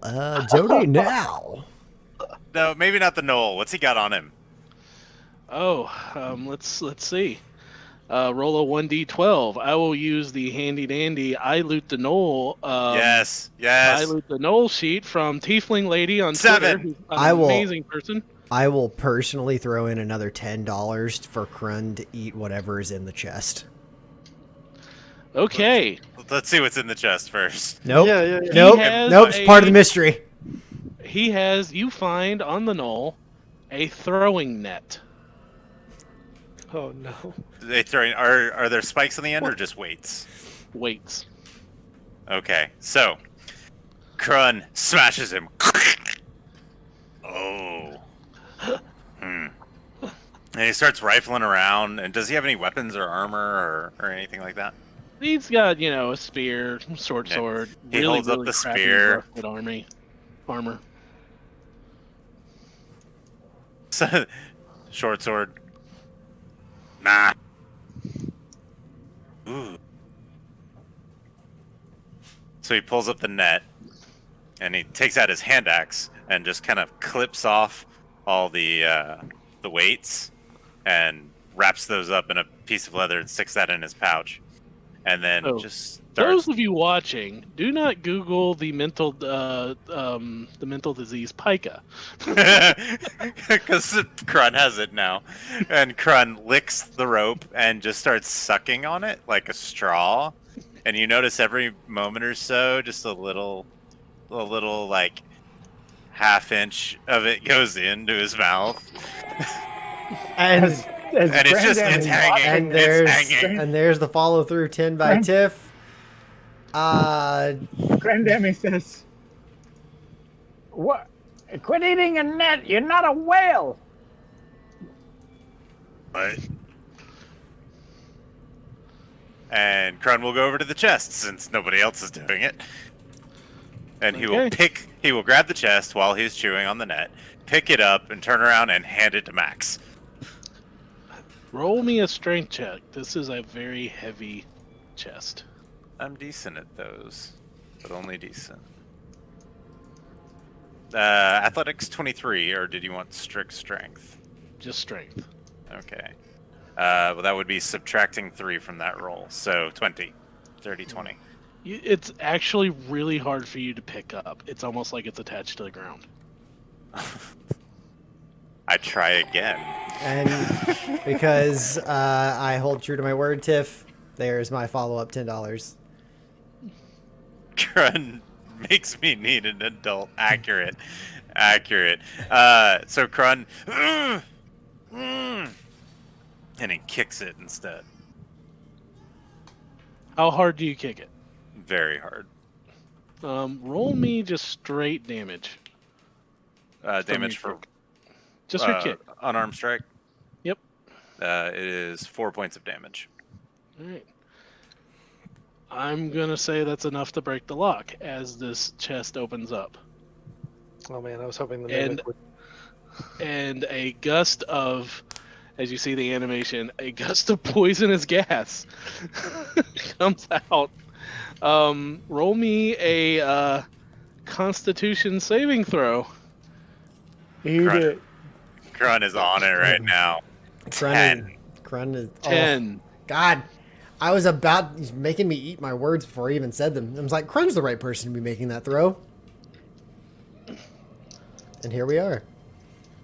You take 14 points of poison damage, and Wow. you are poisoned for 1 hour.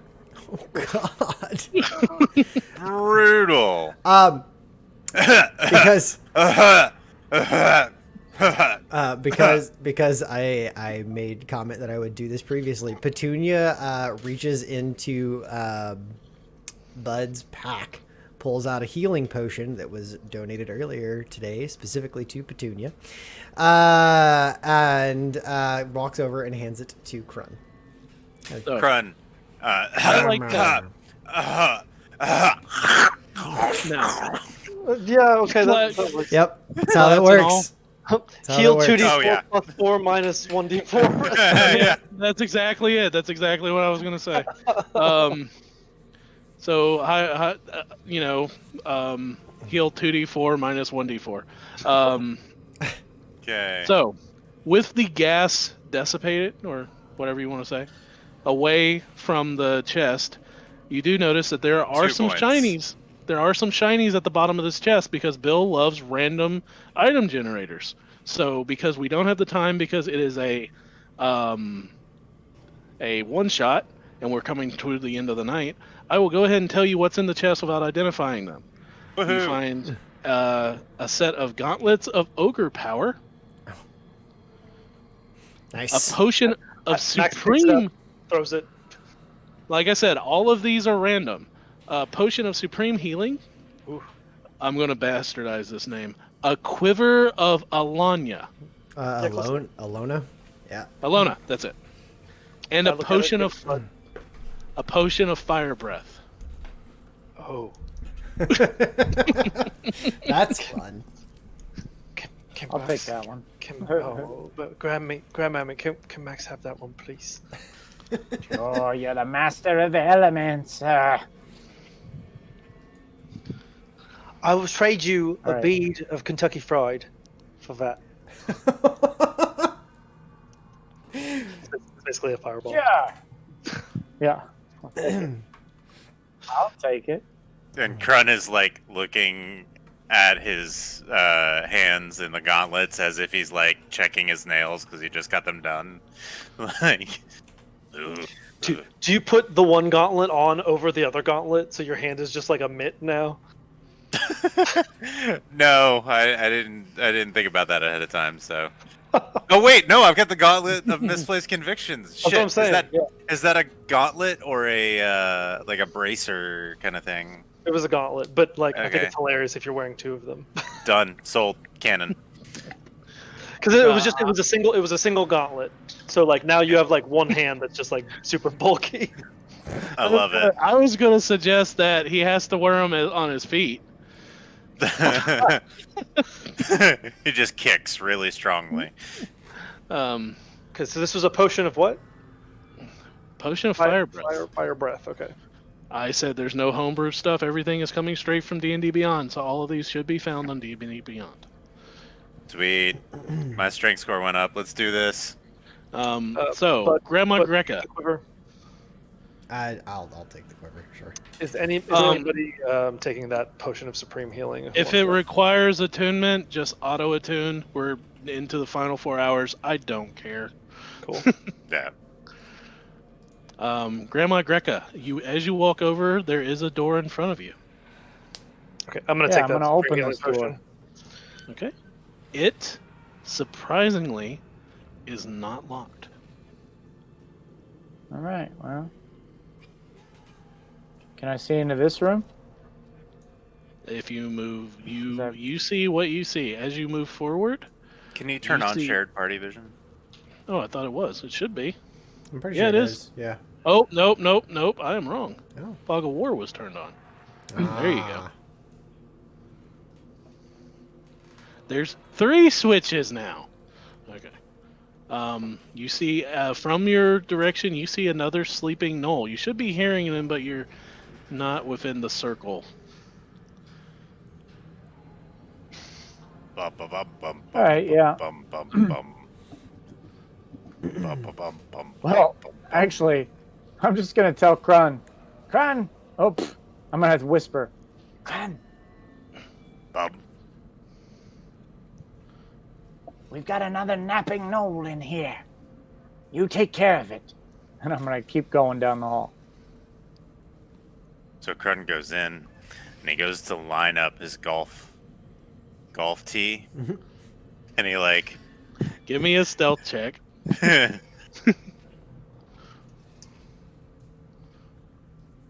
21. Nice. Okay. That beats his 1. So it's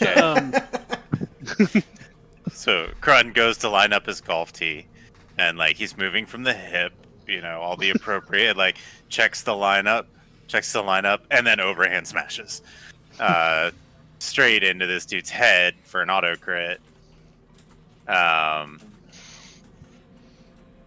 So for starters, that is 22 points of bludgeoning damage. And then,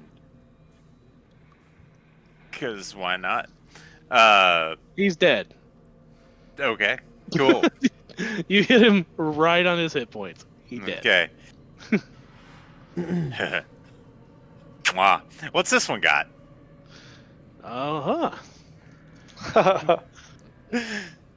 He's like, Still got a piece He's of like- net hanging out of his mouth. yeah, there's only a piece of it. It's like stuck in a tooth.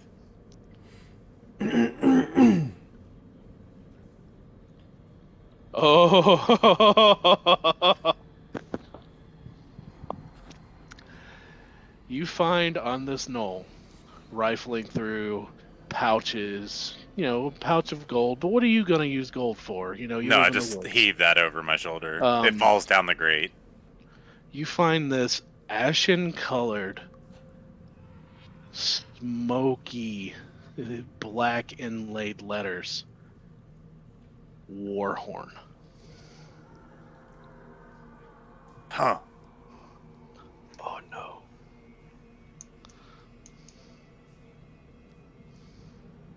I think you're supposed to blow into that. I lick it. Oh no. Tastes like one time you were very, very hungry in the woods and you ate a raccoon that was several days old. This tastes like death.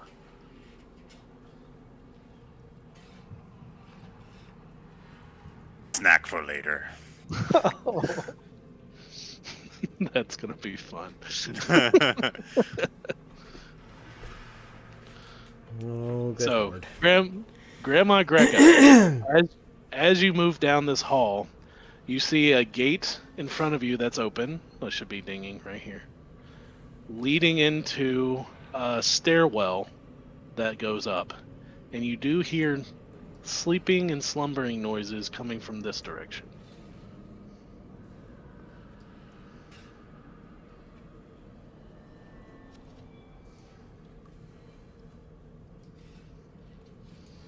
So what's going on, guys?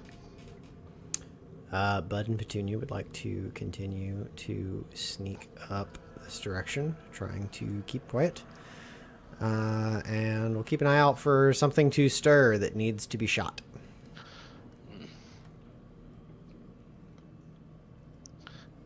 So, Or, possum pounced on. this I'm following Um, Grandmammy's lead. Grandmammy Greca, this stairwell leads upstairs. You can see the stairs coming up. And then you have a door to your left, my right. Bum, bum, bum, bum, bum. Are you muted again? I am. I've been muted the whole time. I thought you were just upset with me. All Oh no, no, not at all. I was upset with me when I went. I literally in mid sentence was talking to myself, going, "And I'm muted again. I'm sure I'm muted." And then I went and checked it, and you were like, "Are you muted?" I was like, "Yeah, I am." Mhm. So yeah, I want to open the door. All right, so you open this door, and you come into a small office with papers and rolled up scrolls and pens. I'm gonna search the place.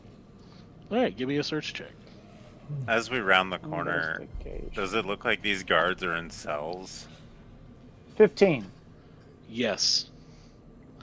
15. You find a letter. Do you read common? Yes. You find a letter that's now in handouts. Oh, cool. And is this Null sleeping or is he awake? Sweet. Like, can you see that far? Yeah. That Knoll is sleeping. You see his chest going up and down, and you see sleeping guards in these cells. Are these closed or are they open? They are all closed. Okay. Okay. So, for the benefit of the chat, do you mind if I read this letter out loud? Yeah, sure, why not? Read the letter out loud. In care of Baron Clovis III, my band of knights was attacked by a group of hostile goblinoids after the raid on the nearby tribe. All the goblin whelps and possums were taken to Norton's Rest as requested. I do question your need for such creatures, but your business is your own. My guards stand ready to access whatever you are doing in Norton's Rest, my lord. We received the reinforcements you sent. These men do not appear to be professional soldiers, and the manners are very brutish. I request that they received additional training. We received word from the local scouts a group of goblins have been seen near the legendary Tower of Sanders. The description matches those of the goblin group that attacked us just after the raid. What they could need from such a forgotten and cursed place concerns me. I wish your advice on how to react to this news. Your orders to maintain the road and not to re-enter Norton's Rest concerns me. I hired the legendary adventurer Indy Ananome to gather the heart of Norton. He left for Sheerspire Mountain. Why you need a mythical relic for this dilapidated town, I have no idea. I wish you, my lord, would let me in on your plans with this town. I am your trusted knight. I have bad news with a silver lining, my lord. I have heard tale of Indy Ananome's death at the hand of the goblin band that have been plaguing the area. We captured a redskin kobold trying to claim the reward for the heart of Norton. I have sent him, and the orb he claims is the heart to the Norton's Rest jail. I gave them both to the new guards. Why you will not allow my knights into the town troubles me, but I trust your wisdom, my lord. I will order you last orders and stop all that try and enter through the checkpoint. Your faithful knight, Cass of Marlin. Okay. Bill had to type that on the break, so I do apologize. While they're searching around, Krun is sneaking with a 24 stealth, and he is attempting to go 3 for 3 here. Oh, God. This is his life's goal now. Okay, how are you sneaking towards the guard? You said he was asleep, right? Yeah, like which way? Uh, The top, are you going up here? oh, yeah. And I see who's in that cell now. Yep. So I get to that point, I look at him and I go, shh. And then I keep sneaking towards the guard. Do we see him do that? Yeah, I'm going to say yes. Okay, so I'm very concerned because there's somebody awake and seeing this, and I imagine it's like somebody else we need to kill, and so I'm going to run up quietly, as quietly as possible. Roll me a stealth check. Okay. I need to take levels in Rogue. Damn right I do. Oh, yes. A nat. Nat 20, nice. Okay, so It's my first one of the day, actually. both of your stealth checks are high enough to beat this Knowles 1. So, I rolled 3 ones in a row. This die is going into jail. Just like these cards. I feel your pain. I have rolled so many ones today. It is not even funny. All right. So as you move forward, watching Kron sneaking forward to yet again crush the skull of another gnoll. Max, you see in the cell a red-skinned, very beat up Dice. Is the heart of Norton anywhere in the cell with him? He is alone in the cell, and you do not see anything. Hmm. Oi, He, oi, he prick! he's eyeing you, and he's eyeing Oh, he's awake. her. Okay. Yeah, he's not saying anything, but he's eyeing the two of you. I've already gone golf swing. Okay.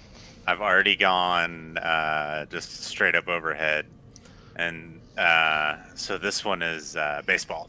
So Okay. as he's coming up, kind of loosens up the hips a little bit, and then he swings overhead anyway.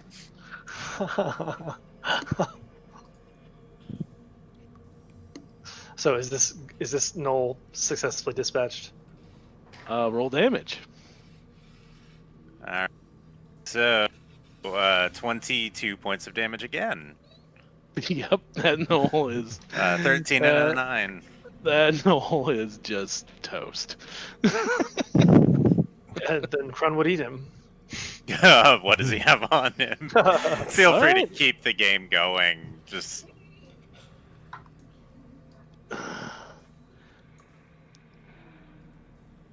You don't find much on him other than the weapons that you've seen before, but you do notice that this gnoll is very, very sickly, and he has these diseased-looking mushrooms that are growing out of his skin.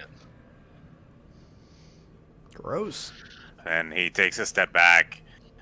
Grand Emmy says mushrooms are poison, and he doesn't eat anything off of this one.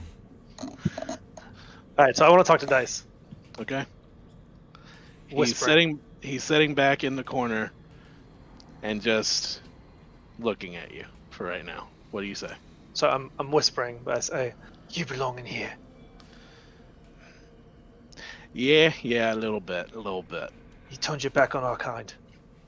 You're not my kind. Can't you I tell can yet? beat goblins. I meant your friends. What can I say? The offer was too good. Look He where I lied. He lied anyway. He said he weren't paying no cobalt. Where's the heart of Norton? He took it. Who? What's his name? Clovis. He's here. Where can we find him? He went to the mines with the kids and the Joeys. The kids. That's Yeah, where they are. Apparently, they've been in the mines. He's been using them to dig something up. Using my whelps to dig. Or I'm gonna take it out of his skull. Yeah, Petunia's like, ma ma ma ma ma ma ma. Then Bud goes, yeah, and the Joeys too. Hey, look, you can think of me like I am. It's like, yeah, I came for the money, but I figured if I gave him what he wanted, maybe I could get the kids back before I disappeared. I mean, you can believe me if you want, but I tried. The money was good, but my heart was kind of in the right place, kind of in the bad place too. Krun is walking by, and he waves and goes, "Hi, Dice," and he keeps walking. Hi, Kron. Do you know how to get to the mines? Yeah, it's out of town to the west. You can't miss it. It's a big hole in the ground.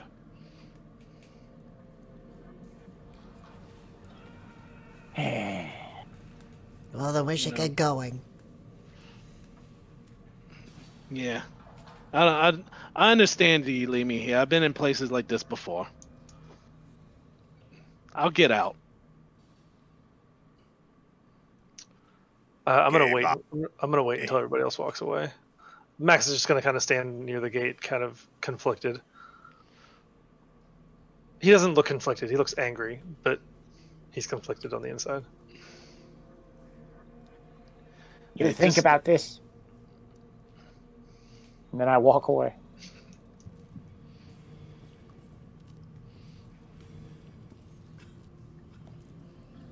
Is everybody walking away at this point? Petunia Yep. walks away as well. Bud No- kind of no- like no- stops and looks back a little. No smart a little, ass. Meh, meh, meh. a little. No, just silence. Getting the silent treatment. Silent treatment from the possum. Passive aggressive possum. Possum Bud, aggressive. Bud kind of stops and looks back towards Max. A little torn himself. Kind of curious what Max is doing, so he's stopped and watching. Then Jacob, make a perception check.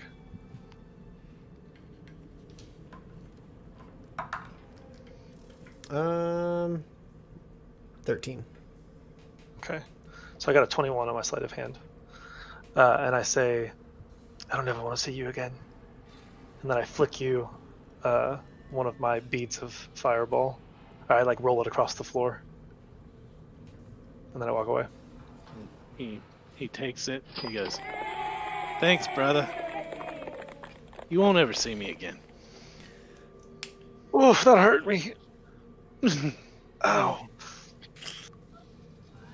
So, Would like to thank Shinron for the latest $25 donation. Thank you, Shinron. thank you. We will do our best to return the Dragon Balls. Didn't we do that twice already? Davis Tessar, thank you so much for sticking out with us for as long as you have here today, man. You have been with us pretty much all day long. Have a wonderful night. Thank you for hanging out. Now, Davis Cesar, I know you might be leaving us, but keep in mind the end of this will be up for you to catch up on. It will be up on our stream, right, Jacob? Yep. It will be on for the next 2 weeks, I believe. Cool. Okay. So Awesome. you can just catch up on it tomorrow. So everybody gets out into the hallway, and Krun is like, "So where are the kids?"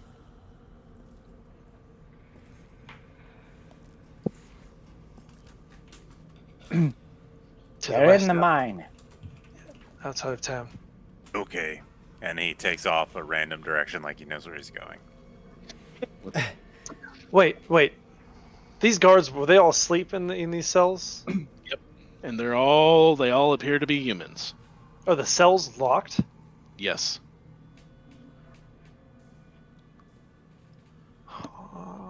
I don't know if Max would think twice, to be honest. Krun is like fiddling with the horn that he has. I'm Bud gonna will- make a wisdom save to see if I'd realize. You roll roll a wisdom save. That's what that's what I just did. It's a 16 for me. No, I'm for Kron. Kron, roll a wisdom save. Okay. That's funny. 18. You're able to push the thoughts out of your head, but it almost, when you're studying the horn, you hear these whispers. We like to be blown. Oh no. Family stream. Family stream. Just because you go there. Listen, it's Doesn't late enough. It is audience late goes enough. there. Got it. All right. As Grandammy, come here. What? These guards were locked up by the Baron, right? Mm-hmm. So would they help us fight the Baron? Get the kids back? Max, I've told you before that the ways of humans are very strange. I don't think they're going to understand us. If we let them go, they're liable to attack us. Stick us in cages. Who knows? Hug us. What? Krun said they might hug you. Right. Okay. I Let's don't go. trust any of them. They came and took the whelps. Okay. So And so Krun starts heading back out the way we came. yeah, Petunia's already headed out. Knows they need to head west, and she is on her way. She cares nothing for these, but is following along. So, for the sake of brevity, if you guys are heading out of the jail, you head out Yeah. towards the manhole that Cree pointed out, and lifting that up, you come into a different section of the street. Figuring out which way is west with a combined knowledge of all of you, you start heading that way. Heading deeper and deeper into the city and beyond, you start noticing everyone around you, walking through the rain and the muck. Everyone's coughing or sick in some aspect. Some people have boils on their skin. Some people are coughing and sick. Some people are maimed. This town, much like the forest you went through, something is wrong. Something is sick. Granny Greca, you feel it the most They with your got the connection Rona. to nature. With your connection of nature. Something is not right with this town, especially with the legends of Norton's Rest and its healing waters. It's named after the god of healing, Norton. Something is terribly wrong here. And I'm worried about the whelps. We need to go get them, find them, and take them away from here. Maybe we can solve whatever's going on here, and they won't bother us anymore, these soft skins. Then I can burn the place down. Yes. You do whatever you want once we got the whelps.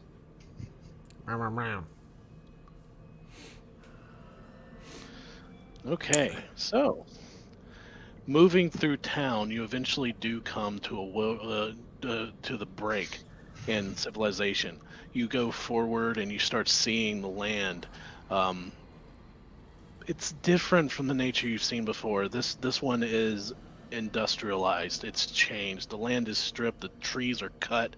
The land is dug up to eventually come to a massive hole in the ground that you follow down, and there's strange contraptions that you find.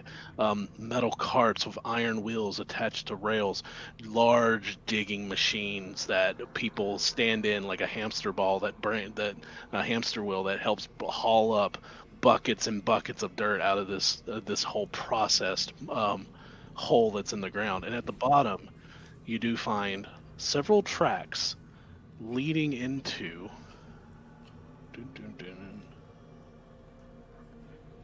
a cave or a mine. Bum bum bum bum bum bum bum bum bum bum bum bum bum.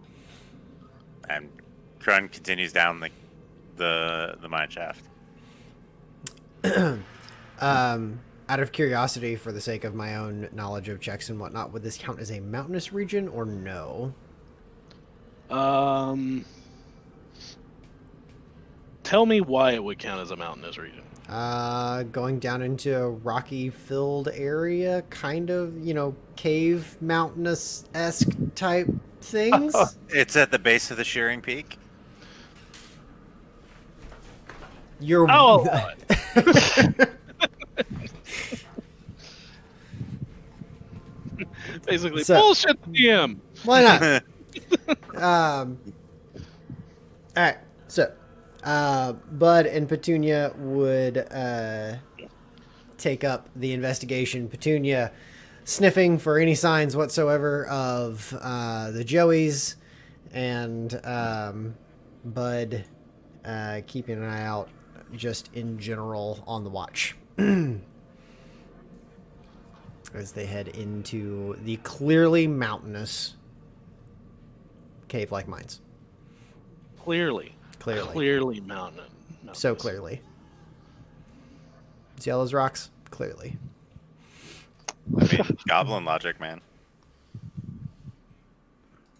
Krun is following up kind of like flipping this horn over and over and over again.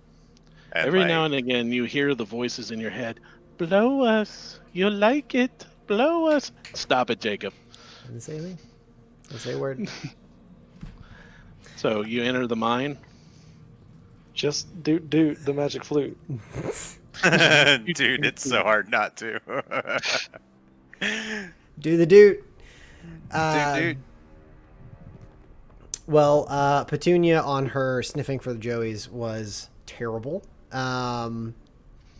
That is a 10 with advantage at a +5. Smell your babies in that mine. Oh my goodness, even with a 10. There's literally like no stopping her as soon as she sniffs a direction and knows that they're here. Like, she is on the warpath. She's going. All right. So is everyone following Petunia to death? Yes. Yeah, absolutely. Kryn is like playing with the mine a little, or the 13 hours, 14, 15, 16 hours. Closing in on 15. Definitely hours. Kryn Definitely. is playing with this horn, and like he looks up and realizes everybody's run off, and he's like, "Ugh!" and goes and chases and catches up. All right. So as you go deeper into this mine, Petunia, the smell of your babies gets stronger and stronger the deeper you go, till eventually you come to an open area. And Bill will turn on dynamic lighting now. Whoa. Okay. And Trippy. Bill will. There we go.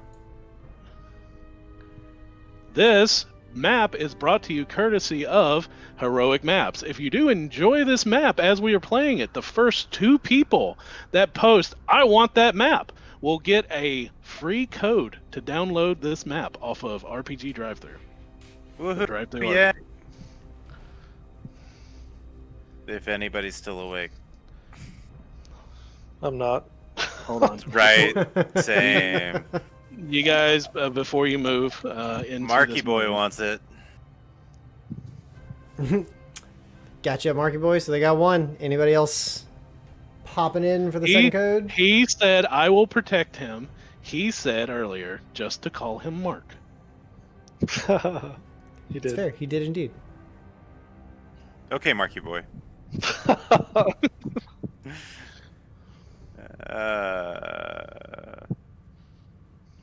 All right. So while we're waiting for somebody else to pipe in and take that second free map, Krun continues forward like an idiot. All right. As As you continue forward, you see a knoll that just comes walking out of this, and he sees you. He's like, "Ruh." I charge forward. Okay. I'd like to cast catapult. I'm gonna We'll thorn do it. whip him. I will say you guys got a surprise attack on him because he was just walking it. If you guys don't kill him in your first couple of hits, we'll roll initiative. So Okay, so because I haven't gotten a chance to use this, Krun, son of Kern, will enter his warrior's stance, aka rage. And as a Path of the Wild Soul barbarian, let's see what happens. Let's see what happened was. 1. So necrotic energy bursts from me, and every creature within 30 feet takes 1d10 necrotic energy. Oh no. Put a grid up there, Will. Every creature of your choice. Every creature, specifically. Yeah, I'm definitely there. Yeah. Yep. I think Within it's how many feet? 30. Grandammy is too, yeah. isn't she? Yep. Yep. 10 damage? 1d10. Yeah, so Grand Emmy, you're gonna catch. So everybody takes 6 damage. So Max, Grand Amy, and the Knoll, and I gain 18 temporary hit points. Jeez. Okay. Yeah, Wild Soul, man. You stole my health. It's fine. I'm okay with it. I was the only one injured earlier, and then I proceed to whack this dude. All right. So how much damage did he take? 6 points of necrotic damage from a bonus action. Okay. So he took that like a champ. I did not specify reckless, so second attack reckless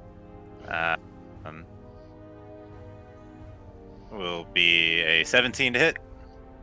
You hit. Okay, he takes 13 points of bludgeoning damage on my second attack. As I swing once and I'm a little thrown off by the magic effects, and then I swing just backhandedly up at him and clock him. Okay. So how much damage on the second attack? 13. Okay. So So he's taken a total of 19 from me. 19. He is still up. So, Max, you're the closest to him. You go ahead, buddy. I'm gonna like scoop a rock up with my foot like a soccer player would, and I like kick it up into the air, and then I like pop it up with my knee, and then I burst it forward with catapult. Okay, Earthbender, give it a shot. Yeah, he needs to make a dex save. Okay. It's a 15. That's a 7. Yeah, okay. He takes solid 15 points of is it bludgeoning damage? Mhm. Yeah, 15. He dead. Yeah, I want that rock to burst his head like a watermelon. All right, it does. It hits it, and you hear, and just there's no head left because you did 12 damage over his hit points. Oh man. And Krun will just continue on down at a run. And then nothing's there, and so he takes a bonus action to dash.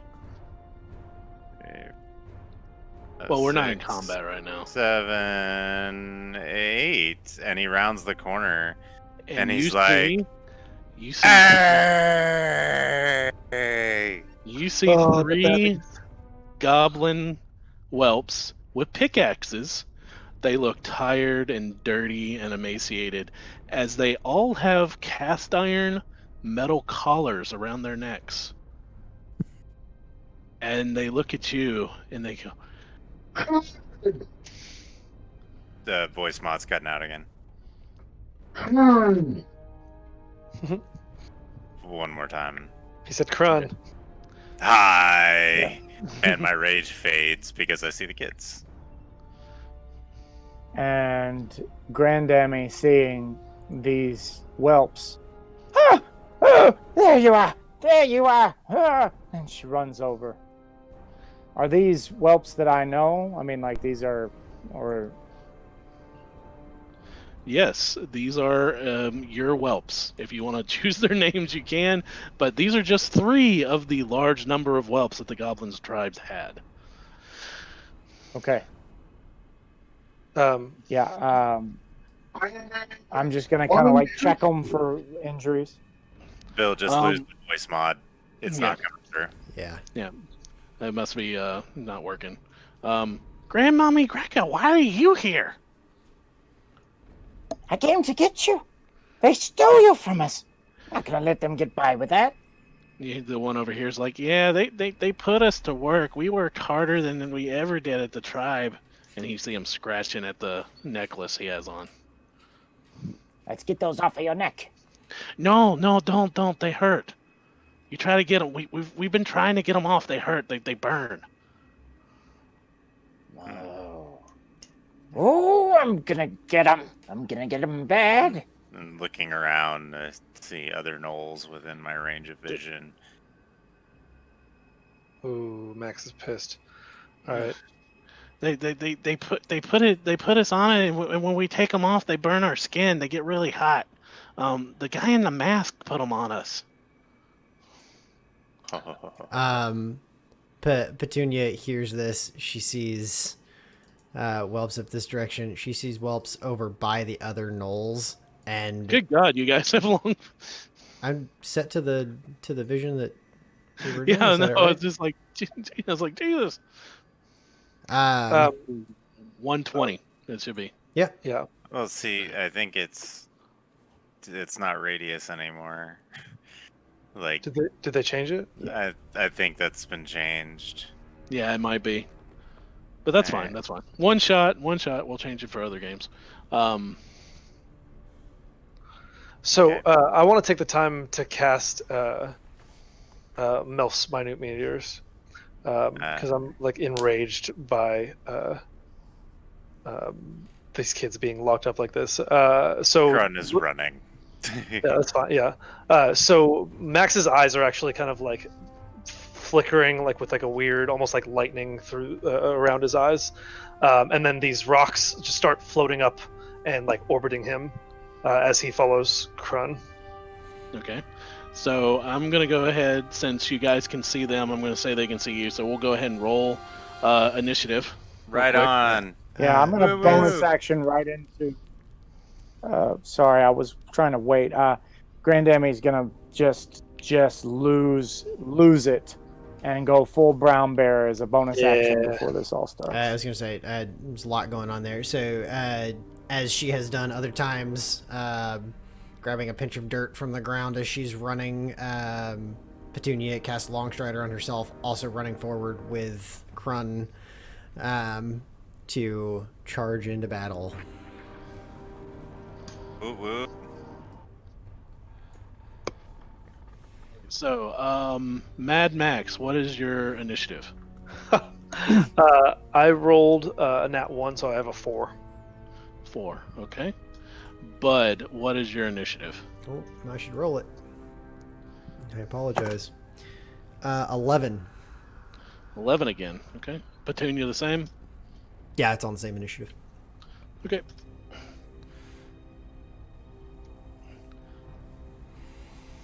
Get the Knolls taken care of. Krun, son of Kern. 10 for 10. Krun, son of Kern. All right, Grammy Greca. 13. 13. Okay, so we will start combat. As you guys start crossing this bridge, you start hearing the sounds that you're hearing right now as this glowing green light is underneath you, and you hear one of the kids go, "That is what they had us on Earth." Cool. Whose Cool. turn is it? It should be It is. Grandma Greca's. Grandammy. Grandammy. Grandammy. All right, Grandammy mad. Grandammy real mad. Grandammy gonna 5, 10, 15, 20, 25, 30, 35, 40, I think might be the movement as the brown bear. Hold on 1 second. I check that. Yeah, 40 feet. And yeah, can't do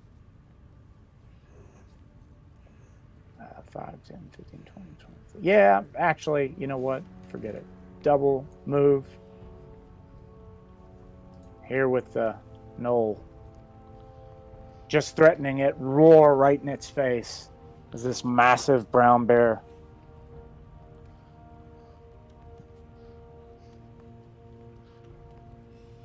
All right.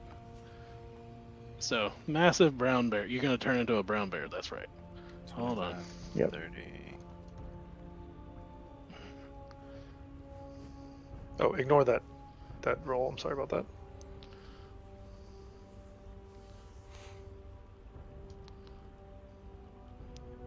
There you are, buddy. You are a brown bear.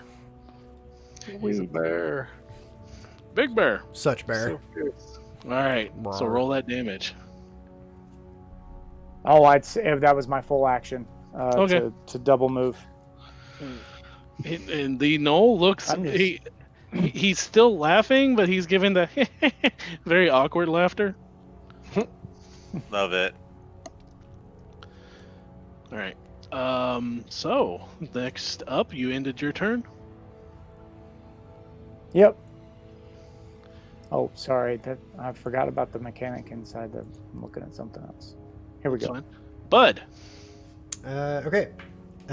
So I will start off by having Petunia move. So at her speed of 40 with Long Strider up, that is 5, 10, 15, 20, 25, 30, 35, 40.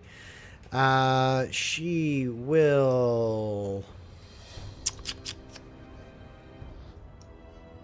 take the dodge action on her turn here, I think. And yeah, Bud will move just to right here.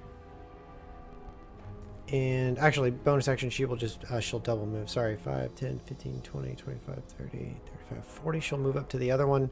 And Bud will make 2 longbow attacks on this one with his action. What's the range on a longbow? Like 150 feet. Yeah, A you're lot. good. Yeah. You're good. So the first one is a 14. The second roll is a 27. 27 hits, 14 barely misses. Okay. Well, it's a crap roll on the 27, so that is 6 points of damage. Oh, that's loud. Yeah, sorry. 6 points of damage. Yes. And that will end my turn. And that is the end of Petunia's turn. Okay, so end your turn, end Petunia's turn. Kern, son of Kern. Grun, son of Kern, will get to here with running as an action, as his movement, and then going into his ancestral fury once again, raging for a 7. Shadows weave around the weapon of my choice I'm holding until the end of my turn. Until my rage ends, the weapon deals psychic damage instead of bludgeoning, slashing, or piercing. It gains the light and thrown properties. What? Yep, wild magic, bro. So, Dude, that's the class I'm gonna play for your game. I'm so pumped for that. Dude. So this guy over here being threatened, Krun is just raging, and he can't get there, and so he just grabs the maul and just heaves it end over end. Yes. Trailing smoke as it goes behind. And for his first attack, 14 to hit. 14 missed for me, so I'm assuming that does not. All right. So since do reckless attacks have to be melee only? I think they do. I believe so. Yes, they do. So as the weapon flies and just the smoky energy trailing behind it, it just scatters in a cloud of smoke. And not realizing he's doing it, he turns and grabs it out of thin air as it incorporates from his hand and heaves it a second time for his second attack. I'm losing my mind. 20. Dirty 20. To hit this one? Yes. You hit. Same one in front of the brown bear. Oh. And the other one's just out of range. And I will... No, we'll just deal it natural as it is. 10 points of psychic damage as the maul hits him and scatters in a cloud of smoke and rematerializes in Kern's hands as he's just got this crazed look on his face. And that is his turn. Okay. All right. Max be jealous. No, Derek be jealous. Derek be excited for the future. All right. Max, it is your turn. Yeah, so I get to here, and then one of the meteors that is orbiting me, I just point to this space right here, and they both need to make dex saves as the meteor jettisons out and impacts the ground right there and explodes. Such a cool One rolled a 16 and one rolled a 7. Okay, so 16 saves, 7 fails. And it is half if you fail. So here's my damage. Did that go through? I got 6. Yeah, it showed it. All right, and the Okay. one that passed, does he get half or nothing? Yeah, it is half. He takes 3. So that was my bonus action. Guys, I have bonus action economy because I cast that spell. But you can't make your cloak billow now. Yeah, you're right, but it's a small price to pay for murdering No, the people who are locking up our walls. spell is literally gift. unusable. A gift from the DM to Max for breaking his heart. When the meteor impacts, the stagnant, stale wind of the cave blows in your direction and billows your cape for you. Beautiful. Thank you. All right, and then as my action, I'm going to cast Earth Tremor. I'm going to do it at 2nd level, actually. So I stomp. I slam my hand down on my spellbook. I stomp the ground, and the earth roils underneath them. Oh wait, they have to be within 10 feet. No, I'm not in range. I lied. I'm sorry. Just kidding. Just kidding. I'll just Chaos Bolt because that's 120 feet. So let's see what happens there. Okay. That Bill, is can you turn down the battle music a little more, please? That is a 24 to hit, and it is force damage. For which one? I don't think I can see this one very well, so it's going to be the one in front of Petunia. Okay. And does he roll, or is it just automatically force damage? I rolled a 24 to hit him, so he yeah. takes the damage. Okay. So how much? Of which, not great. It was Total damage 6. Yeah, that's not great. 6 points on a leveled spell. Wait, that's not no. That can't. No. That's not right. It didn't. The macro's wrong. You should just roll that. Yeah. Okay. That's not right. That's weird because it rolled it earlier and it was fine. It's rolling zeros on the die. Okay, so here's there's an error in the macros there somewhere. there's 2d8 and then there's an additional d6 that it does. So It rolled a 0 again. Roll it manually. Oh wow. Okay. Sometimes that happens between D&D Beyond and here. It does it on all VTTs. All right. Sorry. Okay. 8 and then a 4. So that's a 12 plus 6. 12 plus a 5. So 17 damage. Maths. 17 force damage. All right, so he dies. Oh. He is blasted. He is blasted into the ground, and then slides back into the whelplings or whelps, and they all jump on him and start beating on him. Love it. So, that's my turn. Next up is the Gnolls. So, Question mark. Bud, you are shocked to see a Gnoll come running up behind you. And he used his entire action to get there, so he will not do anything else. This Gnoll will take a swing at Greca. Oh, escape die. I'm gonna take a 4 doesn't hit you. It's an 8. You're muted. You are muted. No, it doesn't. Okay. So then, after these 2 Gnolls, something that Bill wants to do, and he's been dying to have this done since he statted the creatures. These 2 groups of whelps come running forward, seeing Grandma Greca, and I can't. Hold on, let me maximize that. Reduce it. There we go. These 2 Joey bunches come running forward. you just hear Petunia go, "Meow, meow, meow. Be careful, my babies!" Joey bunches of oats. Be careful, my babies! Right, Bud hears, "Dear children, be careful! Your mother's here!" But of it. Baby opossum swarm. It's opossums. All right. Beautiful. So they So, swing. Yeah, he's dead. Oh man, he gets ripped apart by the babies. It's not even cool. You see a single proud tear roll down Petunia's cheek. The two possum swarms just run in and slaughter this knoll. And I've taught you so well. My children. Back You're up. not proud.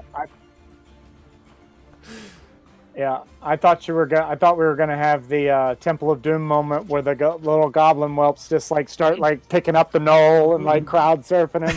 Like,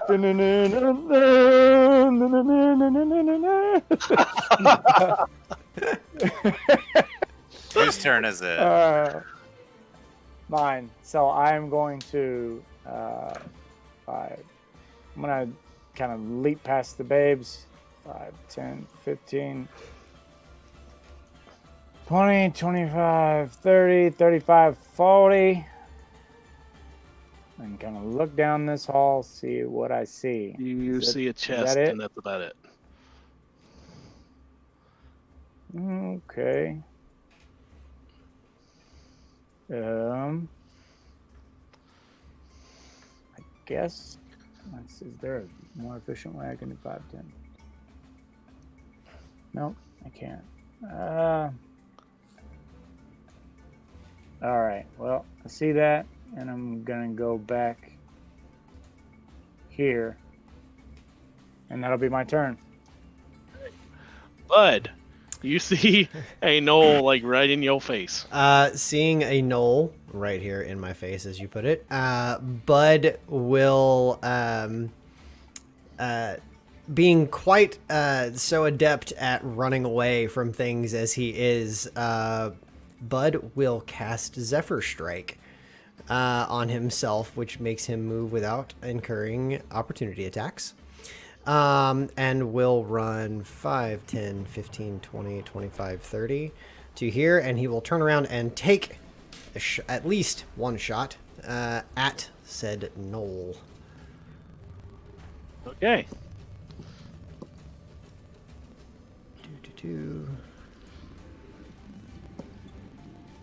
That is an 18 on the die. I'm assuming, or I'm sorry, 18 total.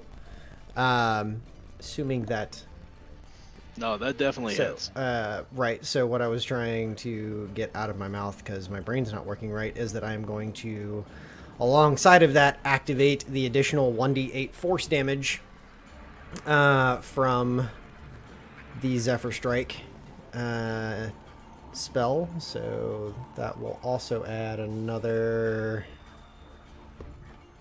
Ooh, max damage, 8. So a total of 14 points of damage to the knoll as the first attack streaks out. If he is still standing, I will make another attack.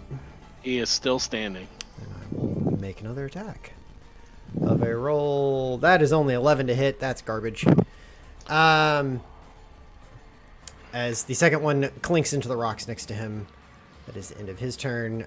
Petunia just runs over and is checking on her brood over there. They are covered in blood and they are happy. They might have a taste for flesh now. Krun, son of Kern, bolts forward, imposing himself in front of Brad so that it doesn't get hurt. And small correction to my previous turn, I can only throw it once. It rematerializes in my hand at the end of the turn. Thankfully, I only hit once that turn. Yeah, no worries. And he grabs it and just heaves end over end, the smoky energy trailing off of it. Kind of reminds me of my bear with the parking meter. Yes. 16 to hit. You hit.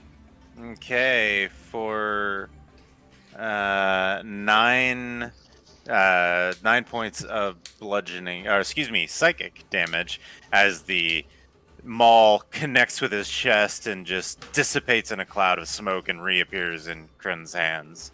And that's my turn. Krun, son of Kern, how do you want to do this? The maul hits him in the chest and just knocks him back. Yeah. And as he claps into the wall, it actually knocks a rock loose. And the rock falls on his head and just gores it. Very nice. Very With nice that, indeed. the mine goes silent again as the sound of battle continues, and you start hearing a collective "yeah" from the whelps, both possums and The goblins. music got louder. Dangerous. Bud will run up this direction. Petunia, as he comes forward, will tell him to go check the chest. So he will make his way over there to see if there's anything of note in the chest. Okay. While I wanna she tends to the children. I want to look down into this chasm that the kids pointed out earlier, and make an Arcana check. It is a glowing eldritch light, and you hear the whispers of the sounds as you lean over. I got a dirty 20 on my Arcana to like recognize or have any idea what it is. The aura that you are seeing glowing is abyssal. Okay. It's awful. Bud, do you open the chest? Yes, he does. Okay, so Yep. Caution to the wind. So, Bud, roll me a dexterity save. I love those animated chests. Got explosives. Oh my god. That is another freaking one. This is insane. I have reset my Astral and my D&D Beyond, and that has helped. I did the same. Jacob, I will donate my inspiration to you if you want to reroll that. If Bill allows Goodness it. gracious. I will allow it. I'm fairly certain I am in double-digit ones for the day. Like, Must be time for you to run a game here soon, man. That's a little better. that's 15. That's a little better. Okay, so you made it.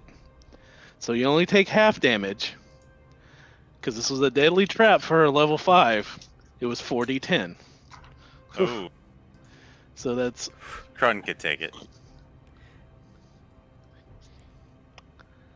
As a thanks here, we have one more donation from an Isomay. Thank you so much for your $25 donation. You are Thank you. fantastic.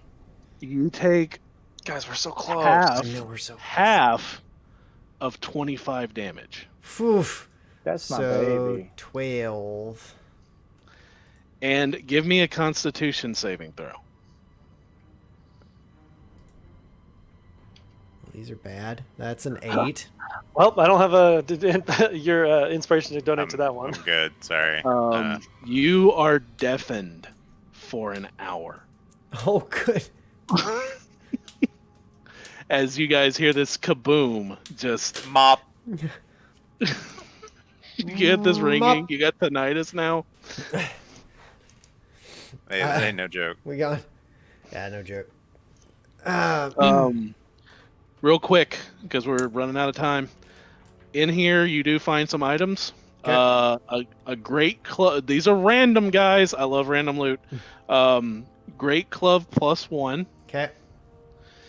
As I see Kern's eyes light up. A brooch of shielding, a drift globe, and a potion of fire giant strength. God. Ooh, ooh, ooh. Ooh. I love random loot. What was the shielding? The brooch? Is that what you said? All this should be on D&D Beyond. I have no earthly idea No, what it does. No, I didn't hear what you said. So, So Yeah, I have no earthly idea what it does. I just threw it in it's here 'cause something it's gonna be fun. shiny. So like he will like hook the brooch on, like stuck it in like a pocket or like pinned on himself. He'll kind of drag the club over there. Is there anything like? There's not anything in here though that looks like it would be a means of getting the kids out of their shackles. that's what I was No. hoping. Yeah. Okay. No. He will take that over. Just again, brooch of shielding, a drift globe, potion of fire giant strength, and a great club +1. He throws the drift globe like over his shoulder. It goes off and like hovers off towards the kids, lighting up the whole area. But otherwise, he pays it no real mind. If anybody wants it, have at it. He'll drag the club over, and just because I think this personally is hilarious, he takes the potion over and presents it to Petunia. No! And you thought dice was a moment of betrayal. Oh, no! That's all I wanted in life. I will leave this to a roll as to whether or not Petunia decides to take it herself, or present it to Totally Fred. legit. Totally legit. So I'm just gonna roll a straight wisdom check here. That is a 16. That is a 16. She walks over. She takes it, puts it in her mouth, gives a nod to Bud, and walks over to Krun. And for a moment, in this psychically charged, wild energy charging through you, you hear a voice in your head. Take this, my friend. Do us proud. Get us out of here. We must go. And she presents you the potion. He throws it in his mouth, glass and all, and chomps on it. God, And fire giant strength. I will take 1d4 points of damage. Jesus Christ. Look at all the babies. So many babies. I still haven't gotten through my temporary hit points yet. And my strength is now a 25. Holy shit. Grammy Greca, do you turn back? Oh, Jesus. Turn back to the babies? No, Oh. do you turn back to Grammy Greca? No, I'm stay staying a bear right now. So all the goblin kids come out of everywhere, and we go home. This is straight up that scene Bud- from Indiana Jones. Bud turns around. We go home now. Let's go. And he Battle runs. rage coursing through Krun's veins, and this like intense rush of being so strong. He is like Don't do cocaine, kids. full-born predator running down the other cavern, trying to find more prey. Like leaving the party, just No. running. Yeah, I wanna follow Krun because You guys just leave the kids. The kids like, we go home now. On top Nope, of Krun's gone. on top of the situation of based off of her wisdom check and understanding Krun's situation here, Petunia will follow along Krun and will nip him every round to continue him running so that his rage continues. Because you can keep up with me right now. Yep. Perfect. You keep the Just rage like going. little bites on the butt. Just I mean, I'm happy to roll on this rage table one more time and see what happens. Do you have another one? I thought this was your last one. No, If I've you- got three. Okay, I've okay. got one more. She won't do it then. You got another one. We'll let it roll. 'Cause that's way more fun. As you guys are running away, you hear one of the whelps. "Oh, do we go home now? But so Bud yelled at them. Yes, go home. Like we go home now. Let's go. No, Jesus, no. Okay, so where's the party going? Home. Krun is seeking prey. Graka is gonna turn. Okay, Graka is gonna turn around and go towards the whelps Yeah, I thought the whelps Go were already to the- following him, so like Bud was trying to like Yeah. usher them out. Yeah, whatever they're doing. So I'm gonna. Oh yeah, I'm gonna change back. And I'm going to say, as There's a in my granddamning horrifying form, sound going on right now. going to say, All right, my little snots. You must stay. We will go home soon, but we must find a way to make your collars stop hurting. Understand? Roll a persuasion check with advantage because you are their Grammy Greca. You sure not intimidation? No, they love Grammy Greca. It's not till you get older that you realize her love is wrong. Stockholm syndrome is a thing. like all grandmas. Yep. Let's see. No, that is going to be a. Oof. No, terrible. 9. They look at you and they look very confused and they kind of pull at their collars and they go, okay, Grammy Greca, we stay. And they look at the Joeys that are now devouring this knoll as all of them surround it. And all of the whelps start like backing away from the Joeys. That have a taste for blood now. Just stay a good distance from the Joeys. And I'm gonna kind of scuffle off. We'll be back. They're full We now. have to They're not get gonna your collars fixed. And then I'm gonna do my best to catch up now. So All right. So, for the sake of brevity, I will say you guys head towards the end of this mine. Did we give away this mine? We gave away the one. We didn't get anybody to All right. chime in for the second one. So All right, last chance for a giveaway of this map. Let's get rid of some dynamic lighting so you guys can see how awesome this map is from Heroic Maps. Anybody who wants to pipe up and just say they would like this map. First person says, I want this map. You will get a free copy of this really, really awesome map called The Haunting of Black Scar Mine. Mark, I messaged you there earlier. You have the code in a direct message already. All right, we have one more code to give away. We may have some folks who are away from keyboard at the moment. Yep, same one, man. Same one. Same one. This is our last giveaway. I mean, I'll take it. You got it for free anyway, because I own it. All right, so Krun is just hauling.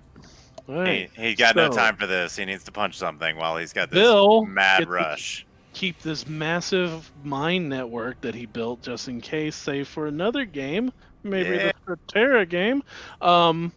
As you guys run down these tunnels, dark tunnels, following Kern. Kern is running. Sometimes you can't even find him. You hear as he's running mad through these tunnels, trying to find his next quarry. You find like a few corpses along the way. Just as it's like a bulldog with his head hanging out the car. You just keep getting hit with like random drops of spittle as he's just running down this dark hallway until eventually you come to this area that has been unearthed and dug. You don't know how far you've run down into this mine. The torches are gone. There's no longer the wooden beams that are holding this mine up. It's just a natural, ancient, and dark cave. Oh, and there's a brown bear. Surprise!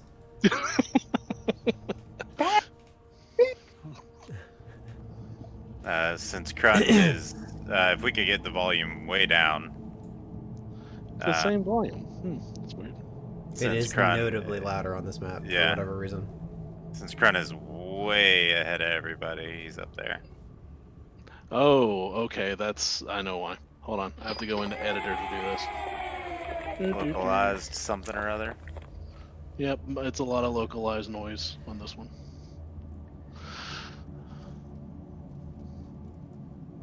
All right, is that better? And that's a big thank you to our very own Derek Konchak for seeing us all the rest of the way up to our $2,000 goal. Oh man. Are you Derek. serious? Nice. It was frustrating. Thank you, yeah. Derek. $2,000, guys. So Still awesome. super loud, Bill. I'm about to tell you, just get in your mixer and turn it down because I don't know what else I can do on my end. Let's see, Underdark Rocks. Let's see if that works. Underdark Tunnel. Let's get that one. Dwarven Forest. That one's down. Cave F. That was. They're all down, dude. Okay, well, come out of edit This one. phase. Come out of edit mode, and it'll probably go into effect. There. That's as low as I can get it. Okay, I'm gonna refresh and see if that does anything. Same. Still super loud, and my mixer is way the hell down. So we'll have to do that. And Is that we'll a just go back to the mine. That is a regional sound. Yeah. you can't turn that down in the editor on the dynamic? I did maps? have it. It was almost You- completely down. Yeah, I was messing with those earlier. I had the same issue. Like the low is not low at all. The sound, I feel like Astral's still working out issues with their sound. That's not a big deal. On the localized one I had in the cave on my map, it was pegged all the way to 0, and It was still loud. it was still decently loud. Yeah, so. yeah, I had the same issue. All right, so Krun is just running ahead. If we could get shared party vision turned back on. How much time has passed here, Bill? Because I had that concentration on that meteor spell, and it lasts for 10 minutes. So has it been 10? It's been over 10 minutes. Okay, I figured. That's fine. Okay. Yep, just- Coco Hawks, I see you there. I will get the link sent to you in just a moment. Glad I can go to somebody. Fantastic. Thank you And so much. thank you for the Cocohawks. congrats. All right, so Krun is just hauling, sometimes on all fours, just bouncing off the walls as he runs and can't slow down enough to turn. Just manic.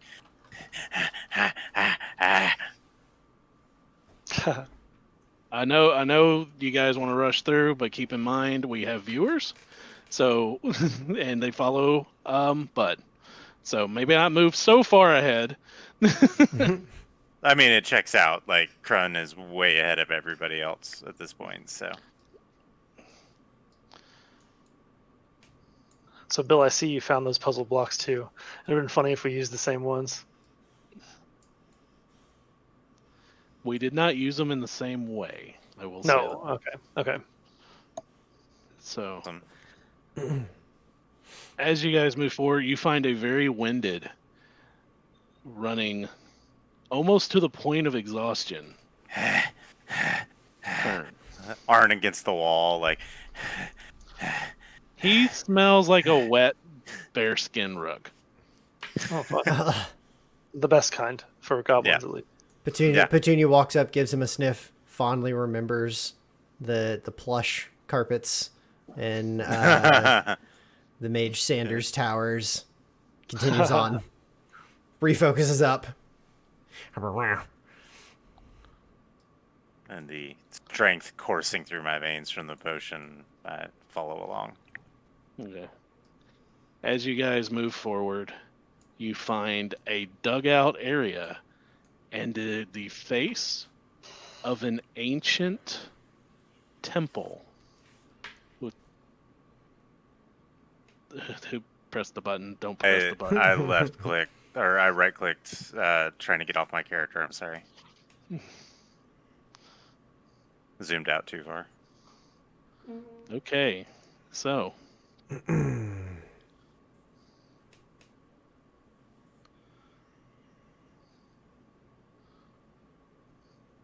I totally messed up your triggers, didn't I? no, it's fine. I fixed it. I'm so sorry. All right. Petunia will walk up to the edge to kind of see what she sees. Bud hanging back slightly. It's not really an edge, but more of a dugout as it Well, comes into this massive chamber that once looks to be an ancient temple that lies beneath Norton's Rest.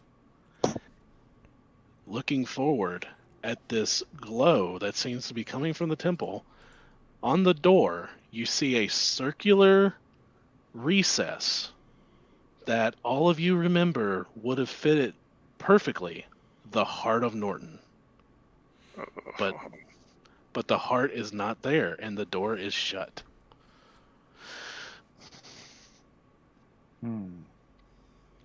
Above, about the size of the head, you do see an epitaph carved into the face of this humanoid figure,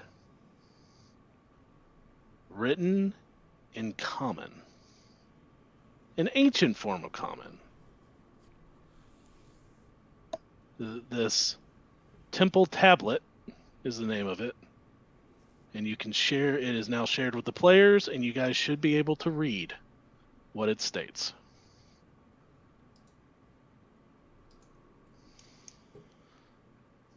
All right. Sun lights the path.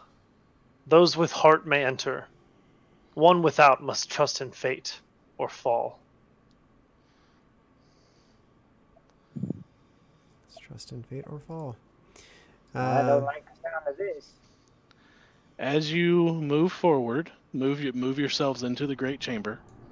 You see around this area A really loud sound.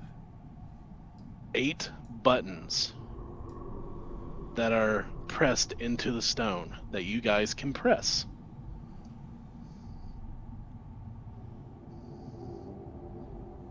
Sun lights the path. Krun will bumble straight across.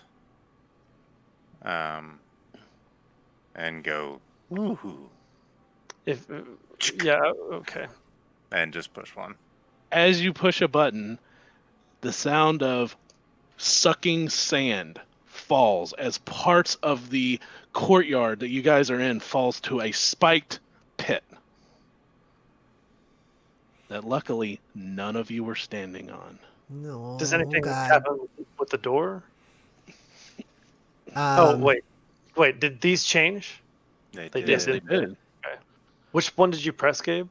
Top left on the side was what I Top tried left. to press. Okay. Bud is going to step back this direction. Immediately terrified. Petunia will go up and sniff at the door. You smell without even you smell something strange, but you also smell the scent of human. I'm watching Krun. If he goes to press another one, I'm gonna gust him away from it.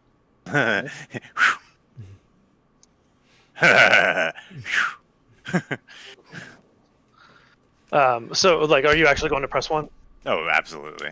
Okay, so like after you do that, like the second or third time, I actually like yell at you, which is the first time like Max has ever like raised his voice. He's like, "Krun, do you want to get your friends killed?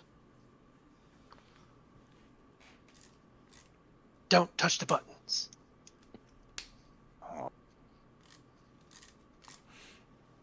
And Krun looks like you just crushed all of his feelings ever. Oh, I feel bad now. All right, we need sunlight. It's underground, no sunlight. How far underground are we? Okay, hold on. Did the A center lot. panels move when he pressed the button? They did. Yes.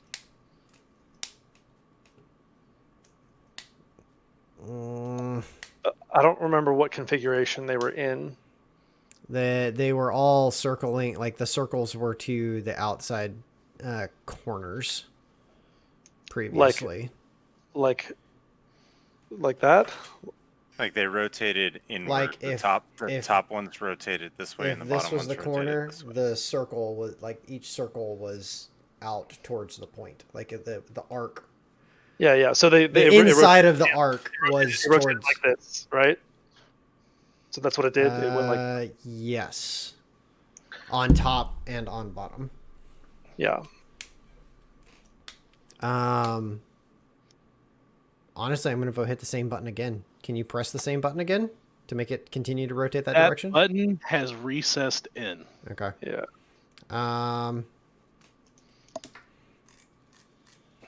Because I believe, yeah, you touched What that one. about- It is recessed in. Oh! Who pressed what? It was not me. No, you're still feeling bad about yourself. Yeah. Who? Someone Somebody- had to have pressed it. Someone had to have pressed it. Somebody press something.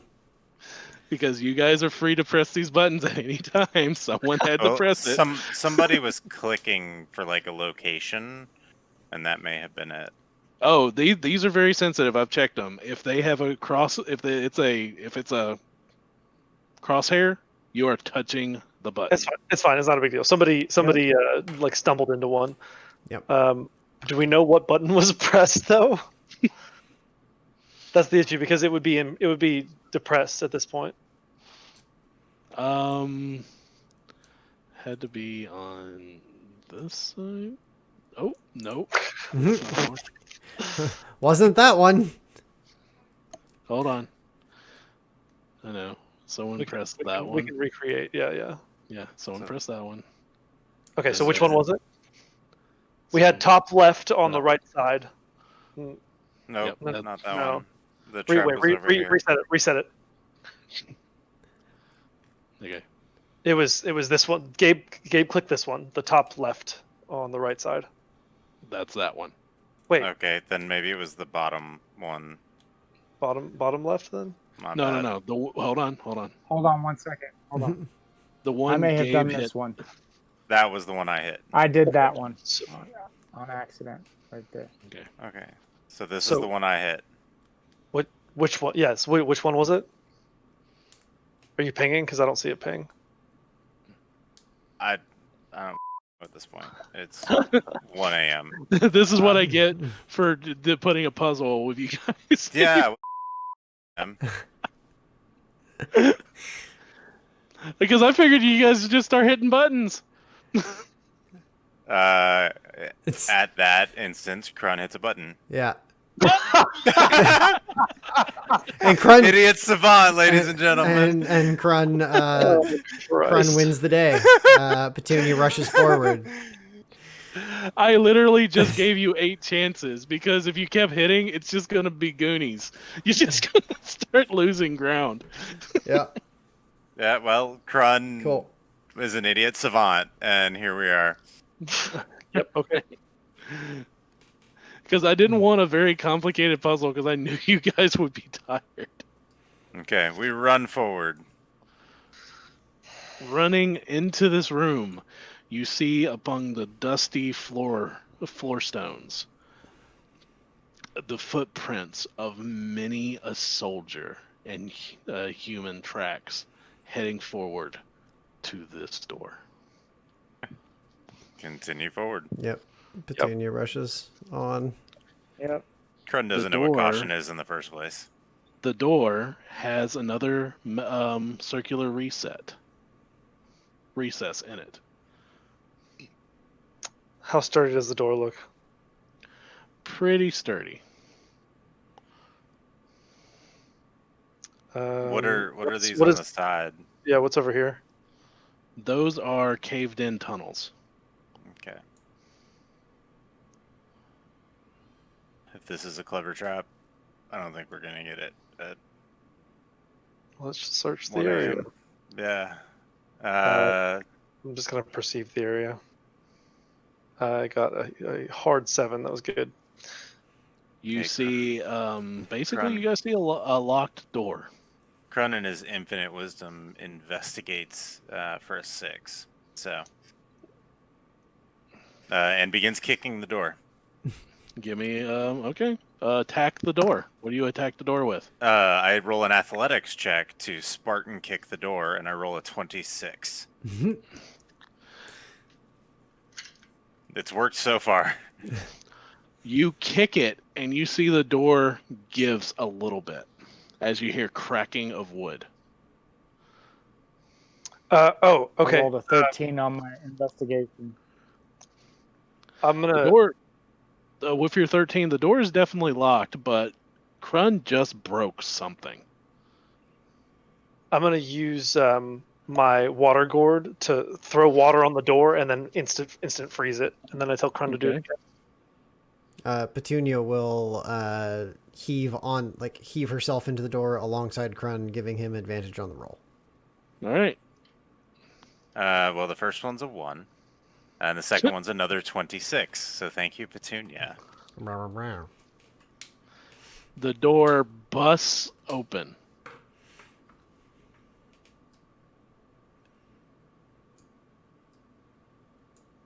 I cast meteors again as my last. As you move over, you are hit with this noxious smell Oh, that's awful.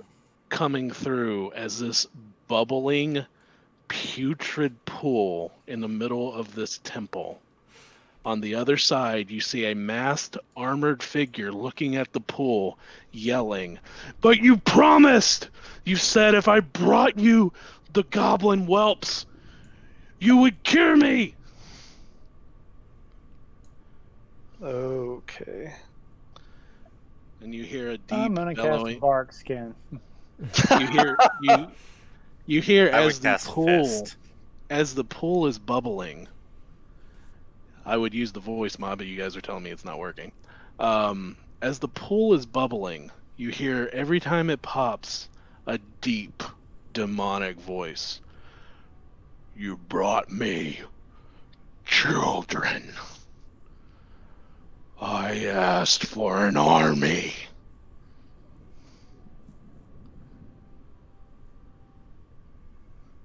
I would like to take out my hand axe, or a javelin rather, and heave it at the idiot with the mask.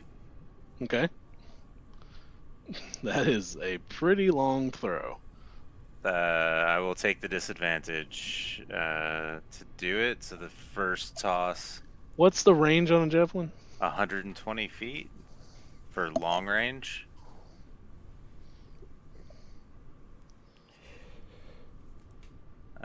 So 6. Oh yeah, he's 69 feet away. Okay, so that will be a total of 17 to hit Okay. on the disadvantage. It hits his plate and screeches off of it as it does not penetrate the armor, barely missing, as he looks up and he yells to the pool, "They're here. They came for their children. They could have been your army and you could have healed me." As he draws his sword. You do hear a bubbling voice that calls to all of you. "Kill the Lord and serve me." Okay. No. No. And I throw another javelin. All right, let's roll initiative before Okay. you throw that javelin. Okay. Alright. I get you, one's free. You keep throwing, we're getting initiative. You're good. You're good.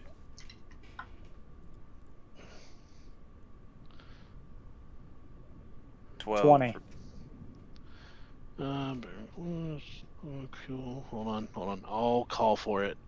Who don't we have? There's Grandma Greca. There's Petunia. There's Bud. Okay. So. All right. Clovis. Everybody's getting tired, I can tell.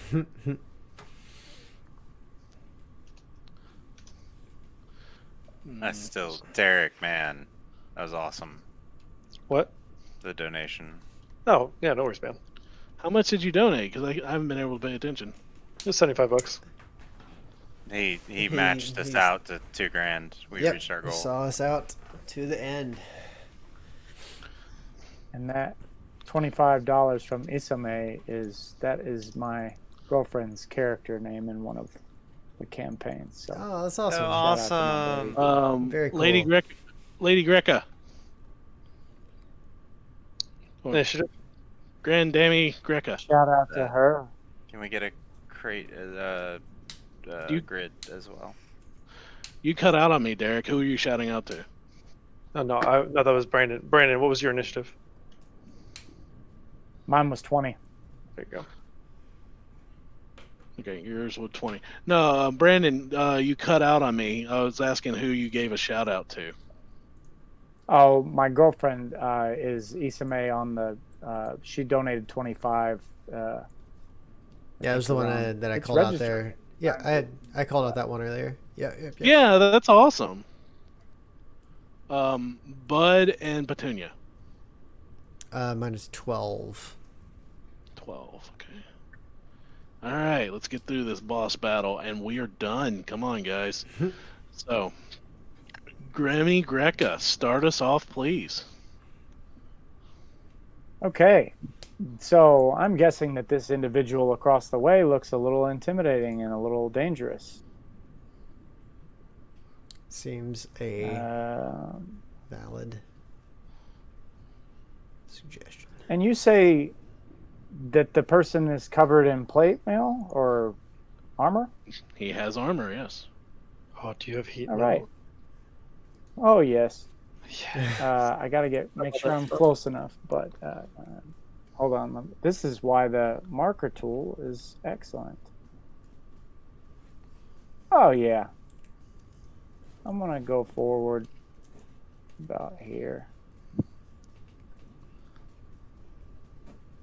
And I am going to... Come on now. Oh, yeah. Heat metal from here. Okay. That is going to be a... Okay.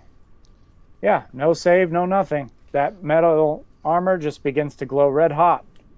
And that is any creature in contact with it. How long does it take to get hot? To grow... I mean, just instantly. It's like basically he can continue to use economy every turn to continue cause damage. Yep. Okay. So how much damage does he take? Yeah. So it's going to be. Ooh, that's a nice roll. 13 points of fire damage when I cast the spell, and I can use a bonus action on subsequent turns to cause the damage again. If the creature is holding or wearing the object, it must succeed on a con save throw or drop it if you can. If you can't drop it, you have disadvantage on attack rolls and ability checks until the start of the next turn. Okay. So you cast it on his armor, not his sword, right? And Yes, what's the con save? There is none. The con save... no, you said... none for this. That's only for him to drop right, it. Bill, you did. Oh, only for him to drop it. You did hear that. Yeah, that's my bad. I blended them to get you were right in hearing that. Yeah, con saving throw or drop the object if it can, but if you're wearing armor, you can't drop it. You have disadvantage on attack rolls and ability checks. Got it. Okay. Is that your turn? Yep. All right. Kern, son of Kern. Okay. Close enough. Do my measurement here. End your turn, Grammy Greca. Grand Dame Greca. Got it. Sorry Kern, about that. I'm son not of used to Kern. that. Is this a clear walkway over here? Yeah. Okay. He gets to there and uses his bonus action to rage. Once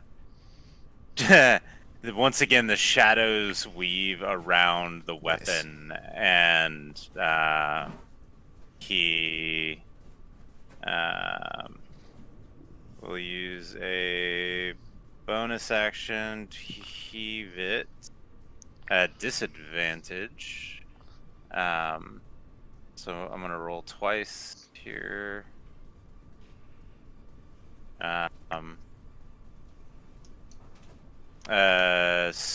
So 14 is the lowest roll to hit. You do not hit. Okay, and that's with my a turn. 14. The maul wings end over end and just goes wide of him, and then just scatters in very quick moving shadow, and just reappears in his hand. And that's my turn. Okay. So, Bud, you're next. All right. Sorry, I'm shifting people into their spaces here. Petunia is going to move 5, 10, 15, 20, 25, 30. She actually would still have long shooter going, so 40 up to there.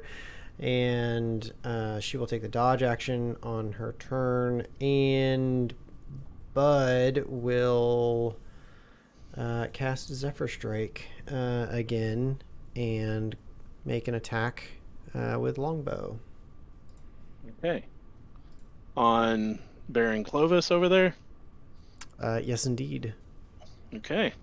So first attack is 27 to hit. You definitely hit. For 13 points of piercing damage. And the second attack, I will go ahead and activate the Zephyr Strike, which I forgot also grants advantage on the one attack. So this one will be with advantage as we roll.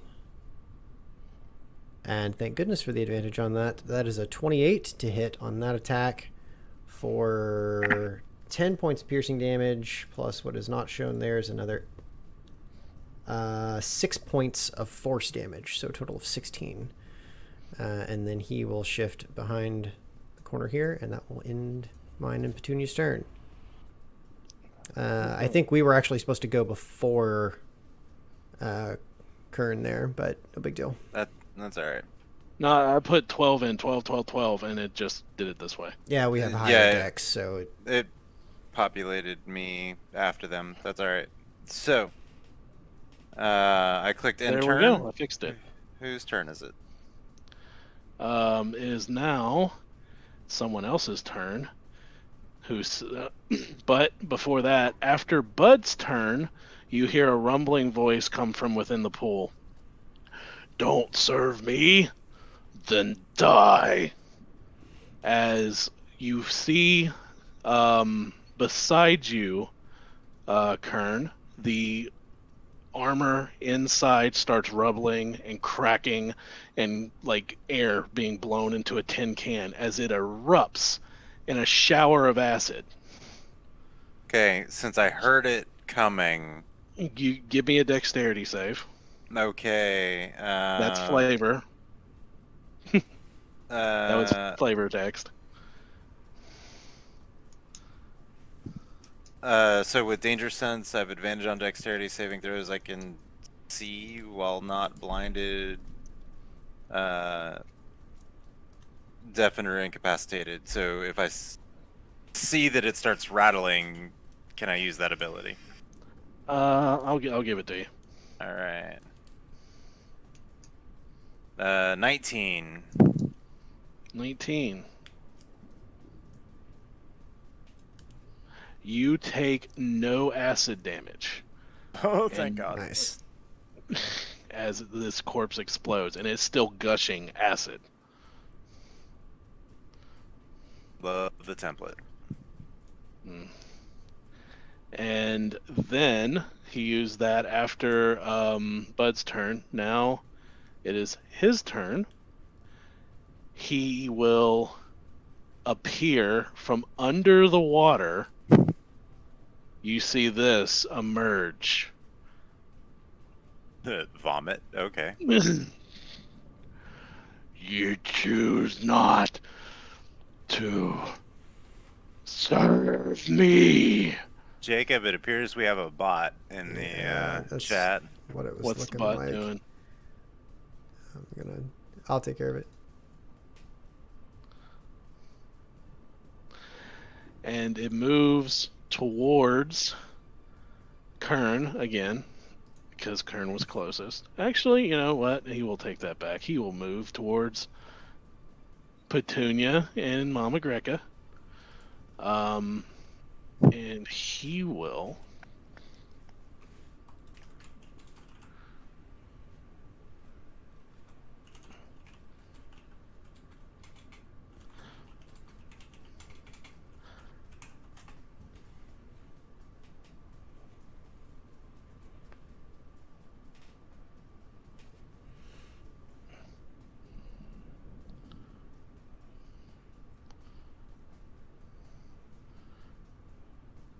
He will spray a 30-foot cone of caustic material, caustic spores. Turn. There we go. I'm fine with him doing it that way. At the two of you. Sure. Hell, you might What do be we able need to to get. do? Okay, what's the save? DC DC 12 dexterity save.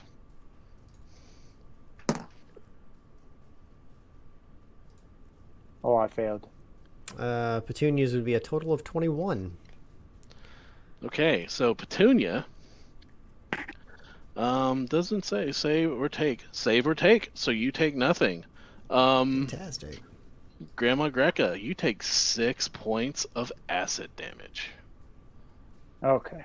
Bill did this just so I he will can do show off the so. animated template. And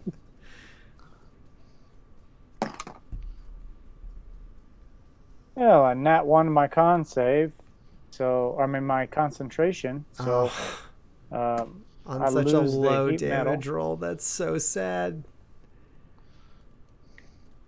Goes to show you, even low damage rolls are dangerous for concentration sometimes. That's rough. Well, when you nat 1. So, yeah. Yep, so, yep. No worries. And that is his action, so he is out of the water. Who's turn? Because Bill is forgetting to hit the button. Even. Oh wow! I didn't know they were side by side. Huh? Well, you know. Baron Clovis will run towards Kern. Bring it And- on. After now that this metal is cooled, and he's draws this massive greatsword, and he promised me. Does a 14 hit you? It does not. Okay. He will take another swing with his greatsword because the knights get 2. And does it? Nope, that's not going to hit you either because he rolled a 10. Man. The shadowy energy from my maul is throwing him off, and he's having a hard time. All right, Max, it's your turn. Okay, I have an idea. Those always go really well. Yeah. Ideas at 1 a.m., folks. Let's see what Yep, happens. Hang on a second. Use an action. Okay. So what I want to do is I want to take off my necklace of Kentucky Fried. I have 6 charges left, Oh, Jesus. Oh, and so Bill, what I want to do is I want to activate it and then catapult it into the demon here. Okay, you're catapulting one of the beads. No, I'm catapulting the whole necklace. So the rest of the beads, I'm activating all 6 beads because I can activate as many as I want at once. Okay. So that makes it a level 8th level fireball. 8th level. Now, do the fireballs get any bigger? no. Like in Okay. size, no, but in damage, yes. Yeah. Okay. So, So you're basically, basically I you want wanna to create. I want to run up as close as I can to him. I want to catapult it inside of him and then have the fireball go off inside. Okay, and how it is almost 1 a.m. 20 feet, 20-foot square or circle. For fireball, yes. Yeah. Okay. the same as the acid splash. And sorry, I want to. I'm going to use my quickened. Sorry, meta magic. I'm quickening this, so that's how I'm able to activate the I'm able to activate the fireballs and then bonus action catapult. Okay. I dig so, let's make sure you hit him, so he gets a dex save for the catapult, right? He does, and All right. if he succeeds, what I would like to do, if you allow me, is to use my Tides of Chaos to make him fail. He rolled a 4. Okay. Fantastic. So for the Oh my sake god. of catapult. Now That's the necklace, like 14 it has to D6. it has to weigh at least a pound. So we're gonna say the necklace weighs a pound, just because it's 1 a.m. and I don't care. 15 used- points of bludgeoning damage. Of the catapult as it catapults inside of him. All right. So it's an 8th level. So you hit dead center of him. All right. Mm-hmm. All right. Roll that beautiful fire damage. I'm gonna get roasted here. No, you should be all right.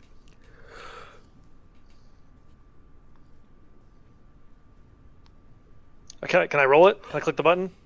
Yeah. I mean, if you really, really want to. Oh wow, that's a trash damage roll. Did that come through? What is that? I'm not seeing it. Did you roll it with the dice in D&D I did. Beyond? Those tend to not come through on the Beyond 20 app. I would use the you can select that's fine. however many you want I would in. do that. It is a 13d6. So. Oh, hold on. Let's. I don't know why this isn't working. It's turn. No, it shouldn't be its turn. It should be Max's turn. Wow, 45. Move character here. Hold. Please hold. Please hold. It's a 20-foot diameter, right? Yep. That's what I thought. Okay. Is it diameter or radius? At 1 a.m. It's radius. Oh, okay. Yeah, then sorry, bro. You're getting roasted. Well, I mean, I ran up there next to him to basically ensure that the catapult was going to work. So. Okay. So, all right, roll that damage. I You did. did. It's 45. 45. You guys make deck saves. I mean, even if I Who's say you guys? What's if this is hitting Petunia as well, even if I make the save, I she's going down. I have careful spells, so no, Petunia doesn't save. You and I both save.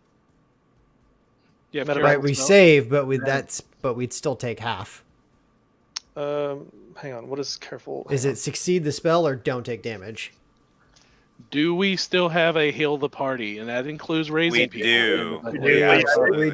We do still have one in our pocket for the day. Yeah. It says automatically succeed on the saving throw. So right. You're right. So we'd still take half. So Petunia's still getting roasted. Even half of 45 is more than her 20 hit points. So I'm also a part-time healer, so. Roast that possum. smell like cooked meat. And myself. All right, so I take 22. Never ever thinking that the Ranger and his possum would be roasting and falling on. Oh my god! Robin Hood and Little John running through the forest.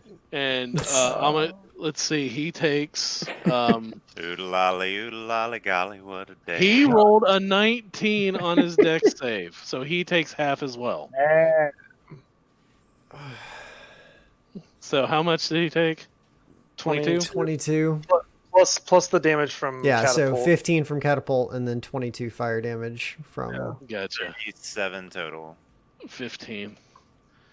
Jeez, catapult did almost as much damage as fireball did. I'm sad. Dude, fireballs are. Yeah, but I love you because you got to let me show off my fireball template.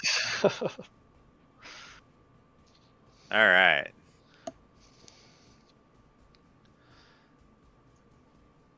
Okay, so Mad Max, is that your turn? Yeah, I'm done. Okay, top of the round. End your turn. Oh, I'm sorry. Yes, do that. All right, top of the round. The whole area begins to bubble as the pool begins to roil and billow as the air becomes toxic. Everyone, except for those that are dead, Petunia, give me a 13 or well, because Bill's tired, a Constitution saving throw. I can do that. 14. 14 for me as well. 3 for Bud at That's a yet 1. another nat 1. Okay, so 20. here's 20. Bud, you are poisoned until the end of your Great. turn. Cool. And the entire area counts as lightly obscured until the next round. Okay. Also, at the beginning of this round, the god Norton shines down on all of you using our last heal the party of the day. Everyone is raised to full health, and Petunia, the honorable, valor-filled possum that the people love, is brought back to life. And Bud, thankfully, did not have to see his precious baby burned. Oh, he did. It just came back. That's the last one, guys. Actually, Bud That's the probably last- didn't realize it at all because he had ducked behind there, and Bud is currently deafened.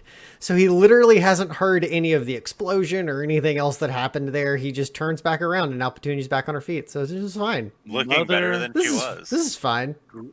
Grand Mammy Greca, as it becomes your turn and the area is lightly obscured, and the hand of Norton just came down and healed your entire family now. Roll me a wisdom check as something inside of you begins to speak. That's My a 10. stomach. A 10. You can't make out the words, but you feel a pull within your chest to the back of this temple. All right. Well, here's some things that are going to happen. I need to figure out how close I am.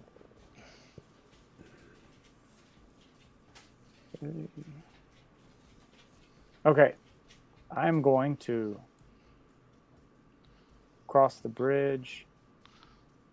Boom, boom, boom. Get about right here with 30 feet. I am going to, you know what, just out of the corner of my eye, I'm going to heat metal again.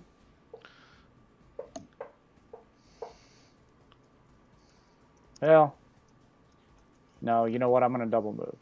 3, 5. Okay, 30. Yep. Or 25, my bad.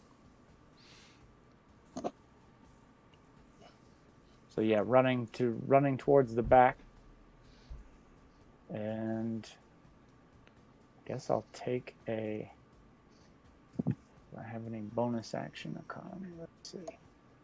Actions. Bonus action. Just a wild shape. Nimble escape. Oh, I forgot about our goblin abilities. If the disengage or hide action is bonus. Okay, good to know at the end of things. I had bonus action economy done. all day and I wasn't using it. Anybody that's going? Yep. It hurts me. All right. I couldn't say anything. I was a cobalt. Bud's gonna move up to here. Petunia is gonna position herself just on the edge here to take a swipe at this freaking thing. Bud will make 2 attacks with his bow. First attack. We are obscured, though. It is lightly obscured. I'm Okay. trying to remember what that ruling is. I got a quick reference file right here. because it is late and Bill is tired. Light obscured, I thought was the equivalent of partial cover. Lightly obscured, disadvantage on wisdom perception. That's it. Okay. Yep. Yeah. So nothing about on attacks. So first attack is a 17. Second attack is a 29. 17 and 29. You both hit. Okay. Between the two, that is a total of 17 points of damage. And then Petunia will also make an attack. That is 22 to hit for Petunia. You do hit. And that will be a max damage roll from her. So that's exciting. She claws into this monstrosity for 12 points of damage.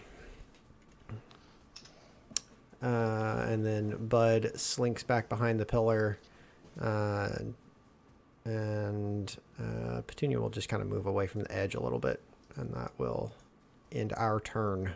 On to... All right. At the Fun. end of Bud and Petunia's turn, he uses one of his legendary actions, Foul Absorption, to pull the essence out of this body. And you see the same caustic liquid that it is exploding from the other one vanish and pull from the suit of armor into him, healing him for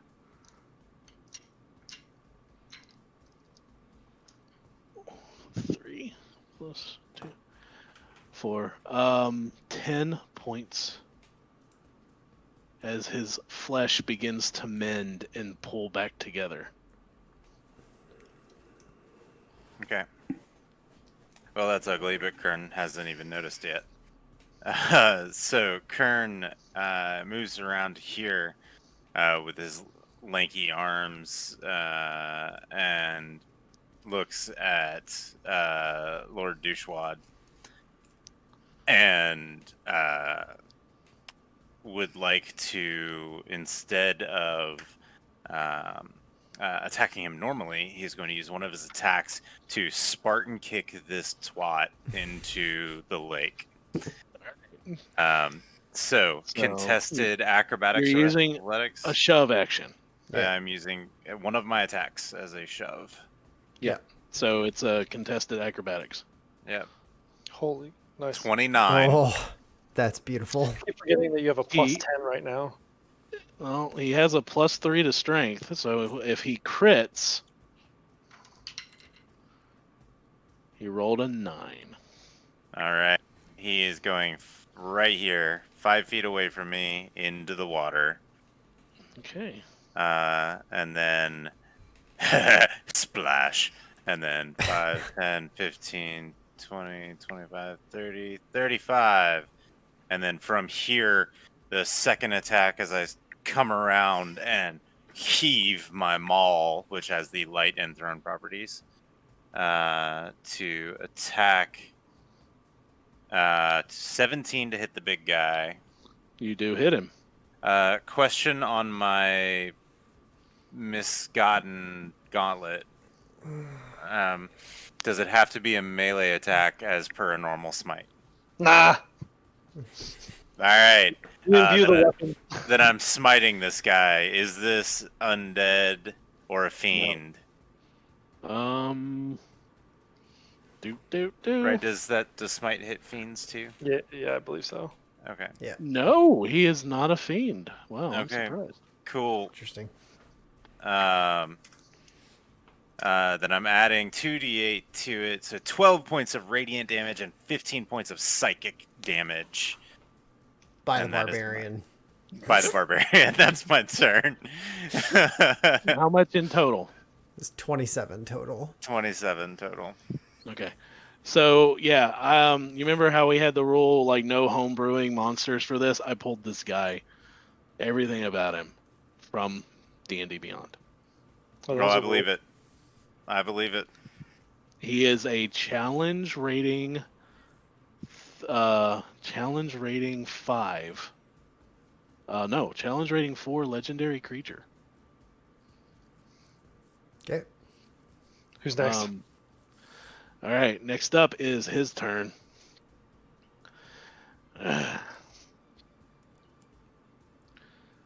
Oh, why does my laptop keep changing? Why is it so stupid? So, He moves forward and releases a. Well, let's see. Spores once a day. Release spores percent of the clouds fill the open area. 24 hours. On top of Kern, he releases a cloud of spores.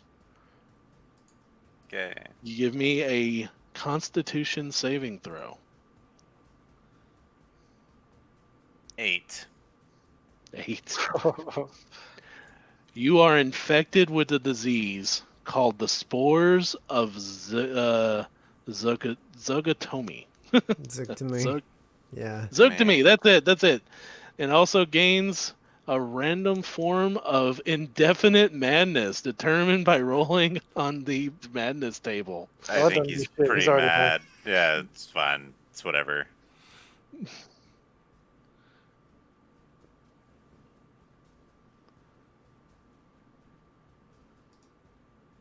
Okay, we'll do that later. Because I'm tired. So, you're sick. Okay. Is that it? No damage? No damage. That's just all it does. It was Okay. it was one of his one-day infestations. Sounds good. All right. So next, Baron Clovis is going to try to climb out of the pool of disgusting liquid. Apparently, it's not as deep as I was hoping it was. Yeah, I thought it was a chasm too. Oh, he was swimming. In his plate mail? It gives a Yeah. disadvantage to swim checks. Beast, dude. Good for him. For now. So he does not climb out.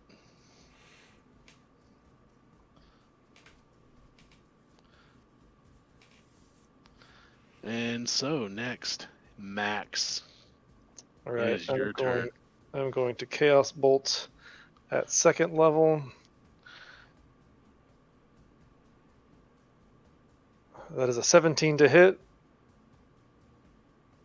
You hit, definitely. Okay.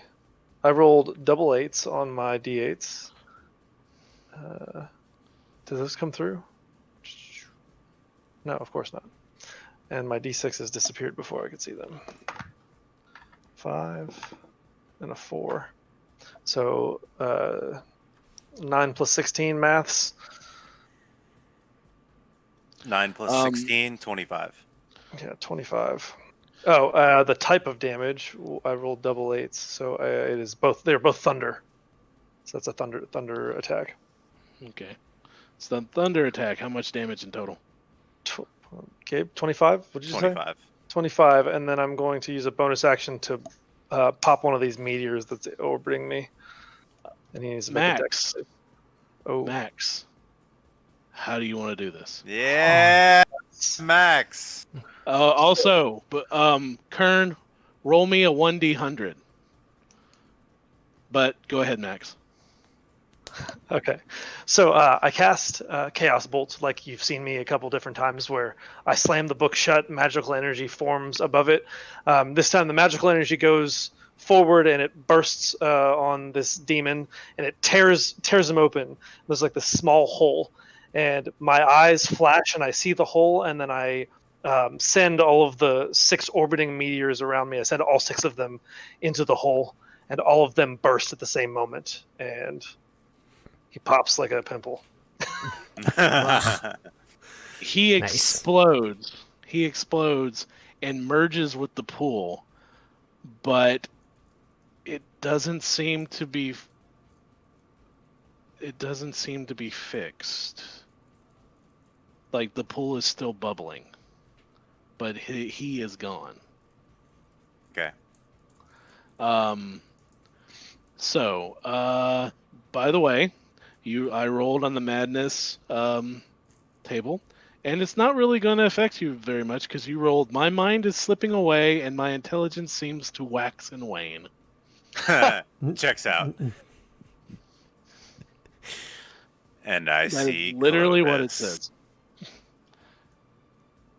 So, Is Clovis still clinging to the side of the? he is trying to pull himself out, yes. So the lair action at the end of Mac's turn, the lair action ends. The area becomes unobscured and continue to Grammy Greca.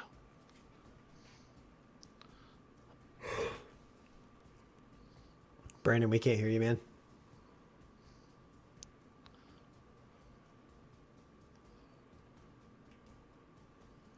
Nothing, bud.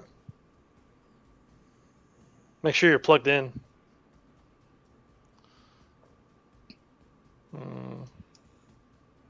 Yeah, we got nothing. Unplug, replug.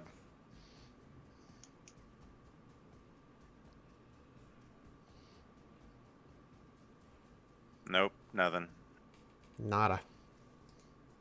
Just move Grammy to where you're going, man, and we'll figure it out. Type it in chat.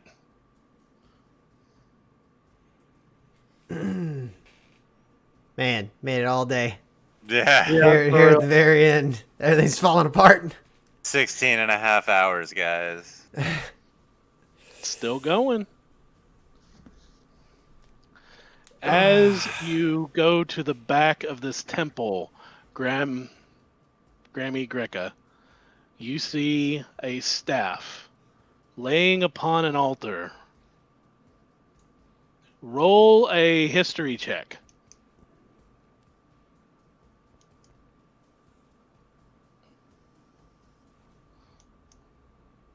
Three.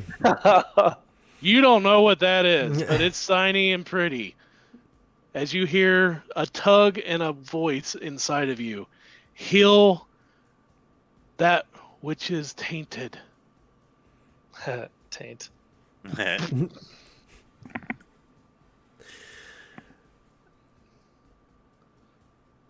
So It looked like he made notion to pick up the staff. I 40. still can't hear him, but he's giving me pick the it up? thumbs up, Okay. so I think he picks that up. all right, I'm Um, assigning it to you. It's at the same time. I am assigning it to you. What do you want to do with it? You take it with you? Okay. All right. Next round, Bud. Bud, it's your turn. I'm giving everything I've got to Petunia here. She's going to move 5, 10, 15, 20, 25, 30, 35, 40.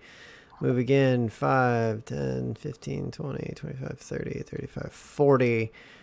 She is making her way over to Clovis. Nobody else can understand her. So you just hear her going, "Row, row, row, row, row, row, row, row, row, row." And she, like, as she runs past you, Kern, she, like, puts her paws to her neck.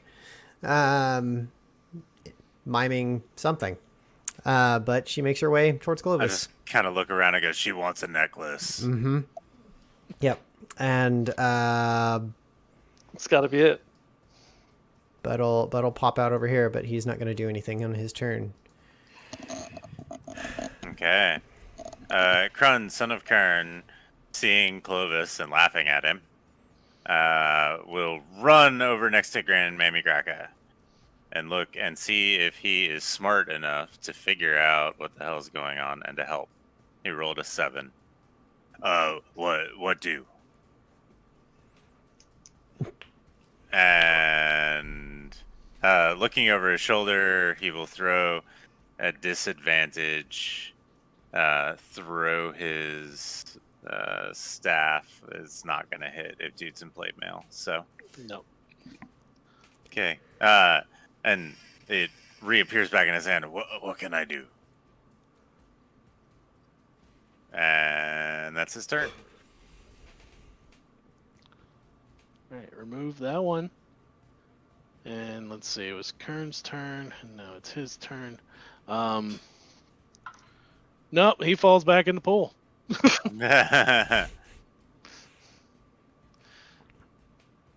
And Mad Max, it's your turn again.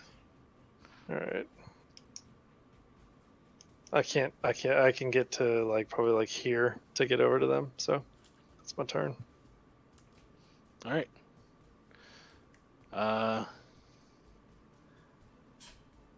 Back to the top question mark. All right. Top of the round. The lair action starts again. I think we need to heal.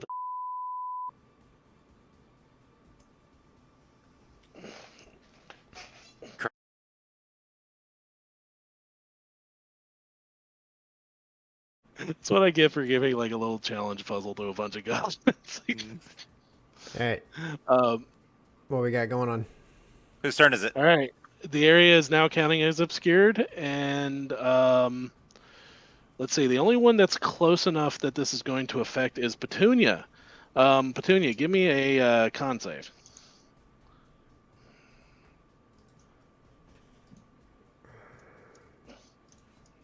Hello. There's actually. Gotcha. Hey, now we hear him. That's a +5, so 12. 12. Still barely barely fell, but you fell. Yep. You are poisoned till the end of your next turn. You hear a voice coming from the pool. I am eternal. Right. Cool. Whose turn is it? Grammy. It is now Grammy's turn. I'm gonna try and use this staff on the water. Okay, so you're gonna run to the water. Take this. Yeah. Yeah. You can get close enough to throw it in the water if you want to. I mean, if she double moves, she can get up to the water and. You could also give it to Curran. Or alternatively, No, back. thank you. No. Oh, I see. I'm sorry. Cool. Yeah. Okay. So just reach wise. Got it. Yeah. Do I feel any kind of power that I might be able to tap into with this thing? It is a rod of healing. Okay. Can I see the body of the guy? Of the thing? No, but when it died, it kind of became part of the pool. The pool is bubbling now. Roll Okay. because it's I'm gonna say what's better, your wisdom or intelligence? Wisdom. Because right now your character is more wise than you are because you've been going 16 hours straight. I will say that. Norton's Rest was known for its healing waters. Sure. Yeah, that's why I was trying to cast it on the water. But if I can't, do I need to be, for a rod of healing, do I need to be basically touching the thing? I believe so, yes. Got it. Okay, that's all I needed to know mechanically for my brain right now. It needs to touch it. Yeah, I will not just throw it, and I will try and actually. Can I interject a suggestion Here's what I'm for the gonna sake try of moving things along? Bonus.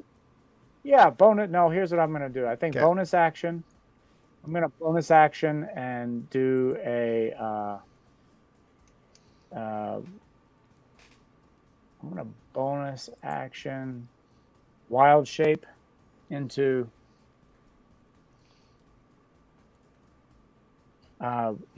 a dire wolf or a. Sorry, I'm just trying to find something that's fast. Gotta go fast. All right, hold on. Oh, perfect. A panther. Don't know if it's in there, but we'll just say you dire shape into a panther. Don't know if what's in there. She do it. You do it. You're a panther now. We don't have a panther token, but you're a panther. Oh, okay. I'm sorry. Yeah. All right. I got you. All right. Yeah. So that's 50 feet of movement. I'm going to, as I transform into the panther, get the rod in my mouth and just try and touch it to the water when I get there. All right. So as you touch this rod, to the water, you hear a horrible demonic scream as the bubbling stops and the water clears. Huzzah! Yay!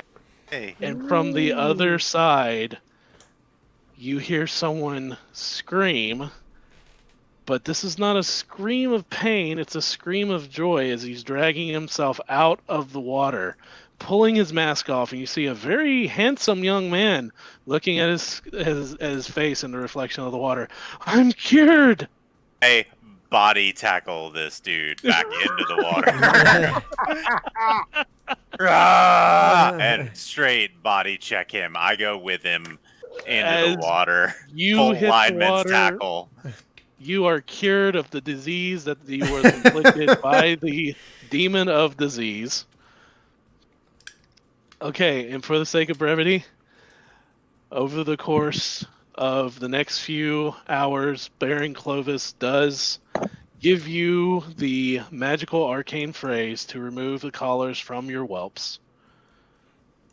You return to the cave of the wise ones, heroes of the realm, savers of Norton's rest, with a official decree and apology from the Baron Clovis, and a promise that goblins will be forever accepted in the lands, and you can always count on him for a favor. No. We killed that dude. We put Cass. We could put Cass in power. Okay, you killed him. He's a halfway decent dude. Clovis is Nah. I just imagine Krun sitting here just like continuing to beat this guy's face in while standing in a pool of healing. So it's just a continuous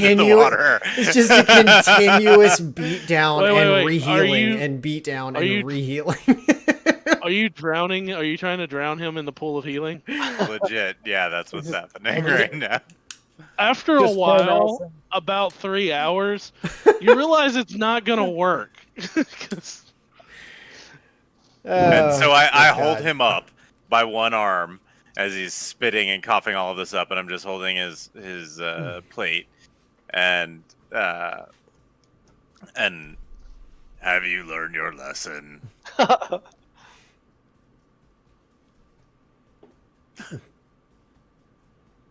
Okay, guys. and I continue to waterboard him until he learns his lesson. He apologizes. He said that the demon promised to cure him of his leprosy. It did not. He asked him to bring him an army. Krun immediately draws his maul and starts looking for leopards.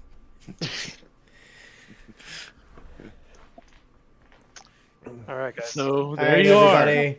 For the sake of all of this, Bill, thank you so much for seeing us to the conclusion here around everything.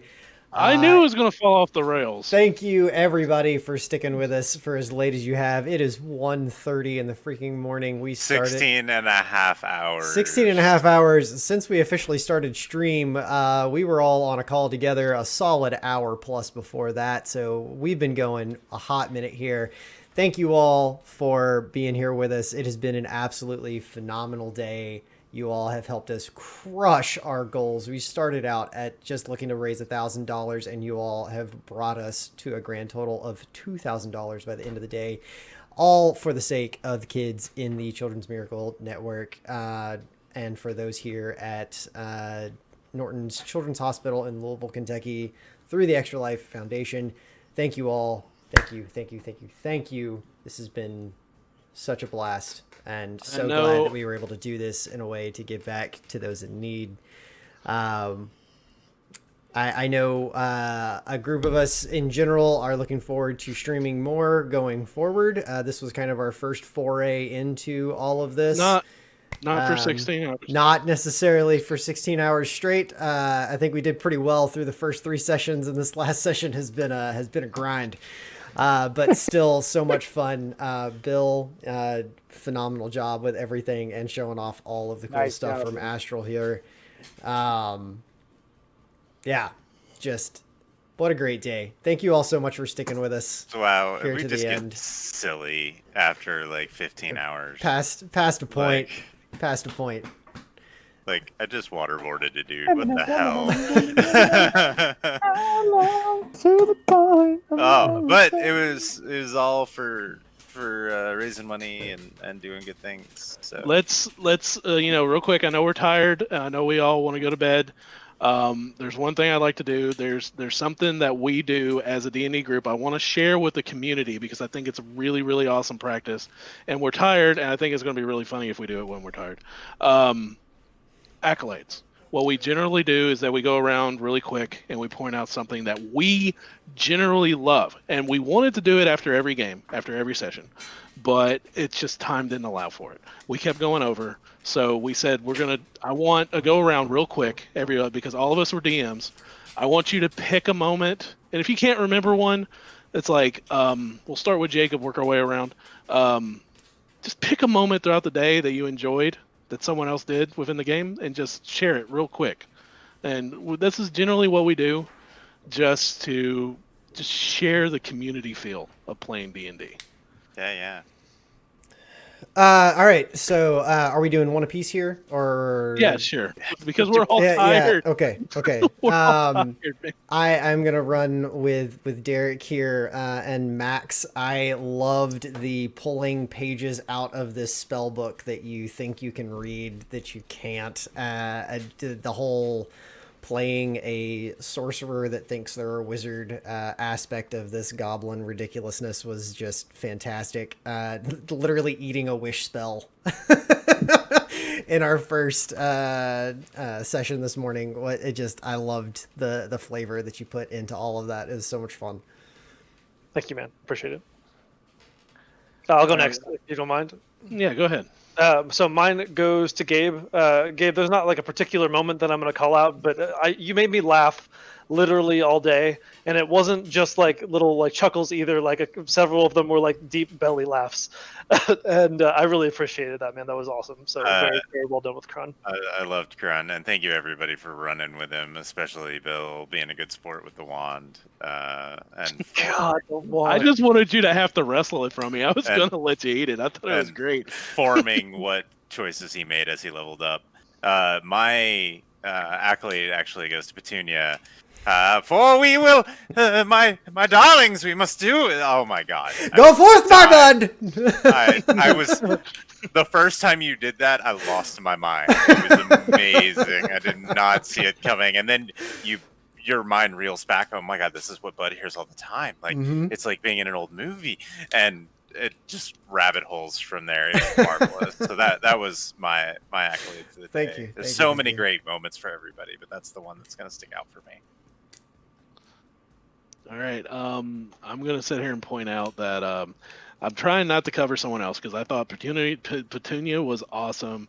I thought Derek was completely great with Max. I love Kern. So I'm going to point out Grammy Greca. Brandon, you did a phenomenal job as Grammy Greca, and I love the idea that her and Dice just absolutely hated each other.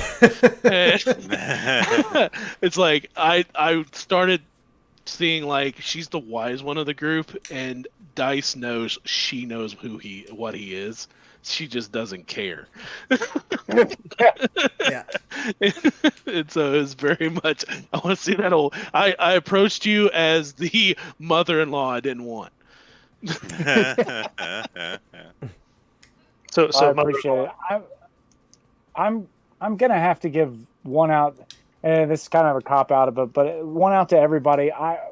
Because what I genuinely loved about this session, this day long thing, was how we dove into these relationships like very quickly, and developed them, and were able to really kind of seamlessly find the connections and grow that together, because that's just always my favorite. The times where we can laugh and where it's just I think everybody just did a great job through the day of playing the character and also driving the story forward. And so just finding fun ways to entertain ourselves throughout the day through our characters and character interaction, it's just the best to me. So I just want to give that out to everybody because it was all over the place. And hey, Brandon, we get to do that all the time because we play together all the time. Welcome, right. welcome to the fold, brother. Oh yeah. Yeah. Thank you, everybody, for watching. Thank you for joining us. Anybody who's watching after the fact as we do this, and we're gonna figure out how to get it onto YouTube and all that jazz. So I'm falling asleep at the Absolutely. chair. I am as So- well. So thank you all again for all of your generosity and sticking with us here to the end. All the loves out there for everybody. And Awesome. hopefully we will see you next time. Peace. Thank you. Thank you. Bye, thank guys. you. Thank you, everybody. Bye, everybody. Awesome.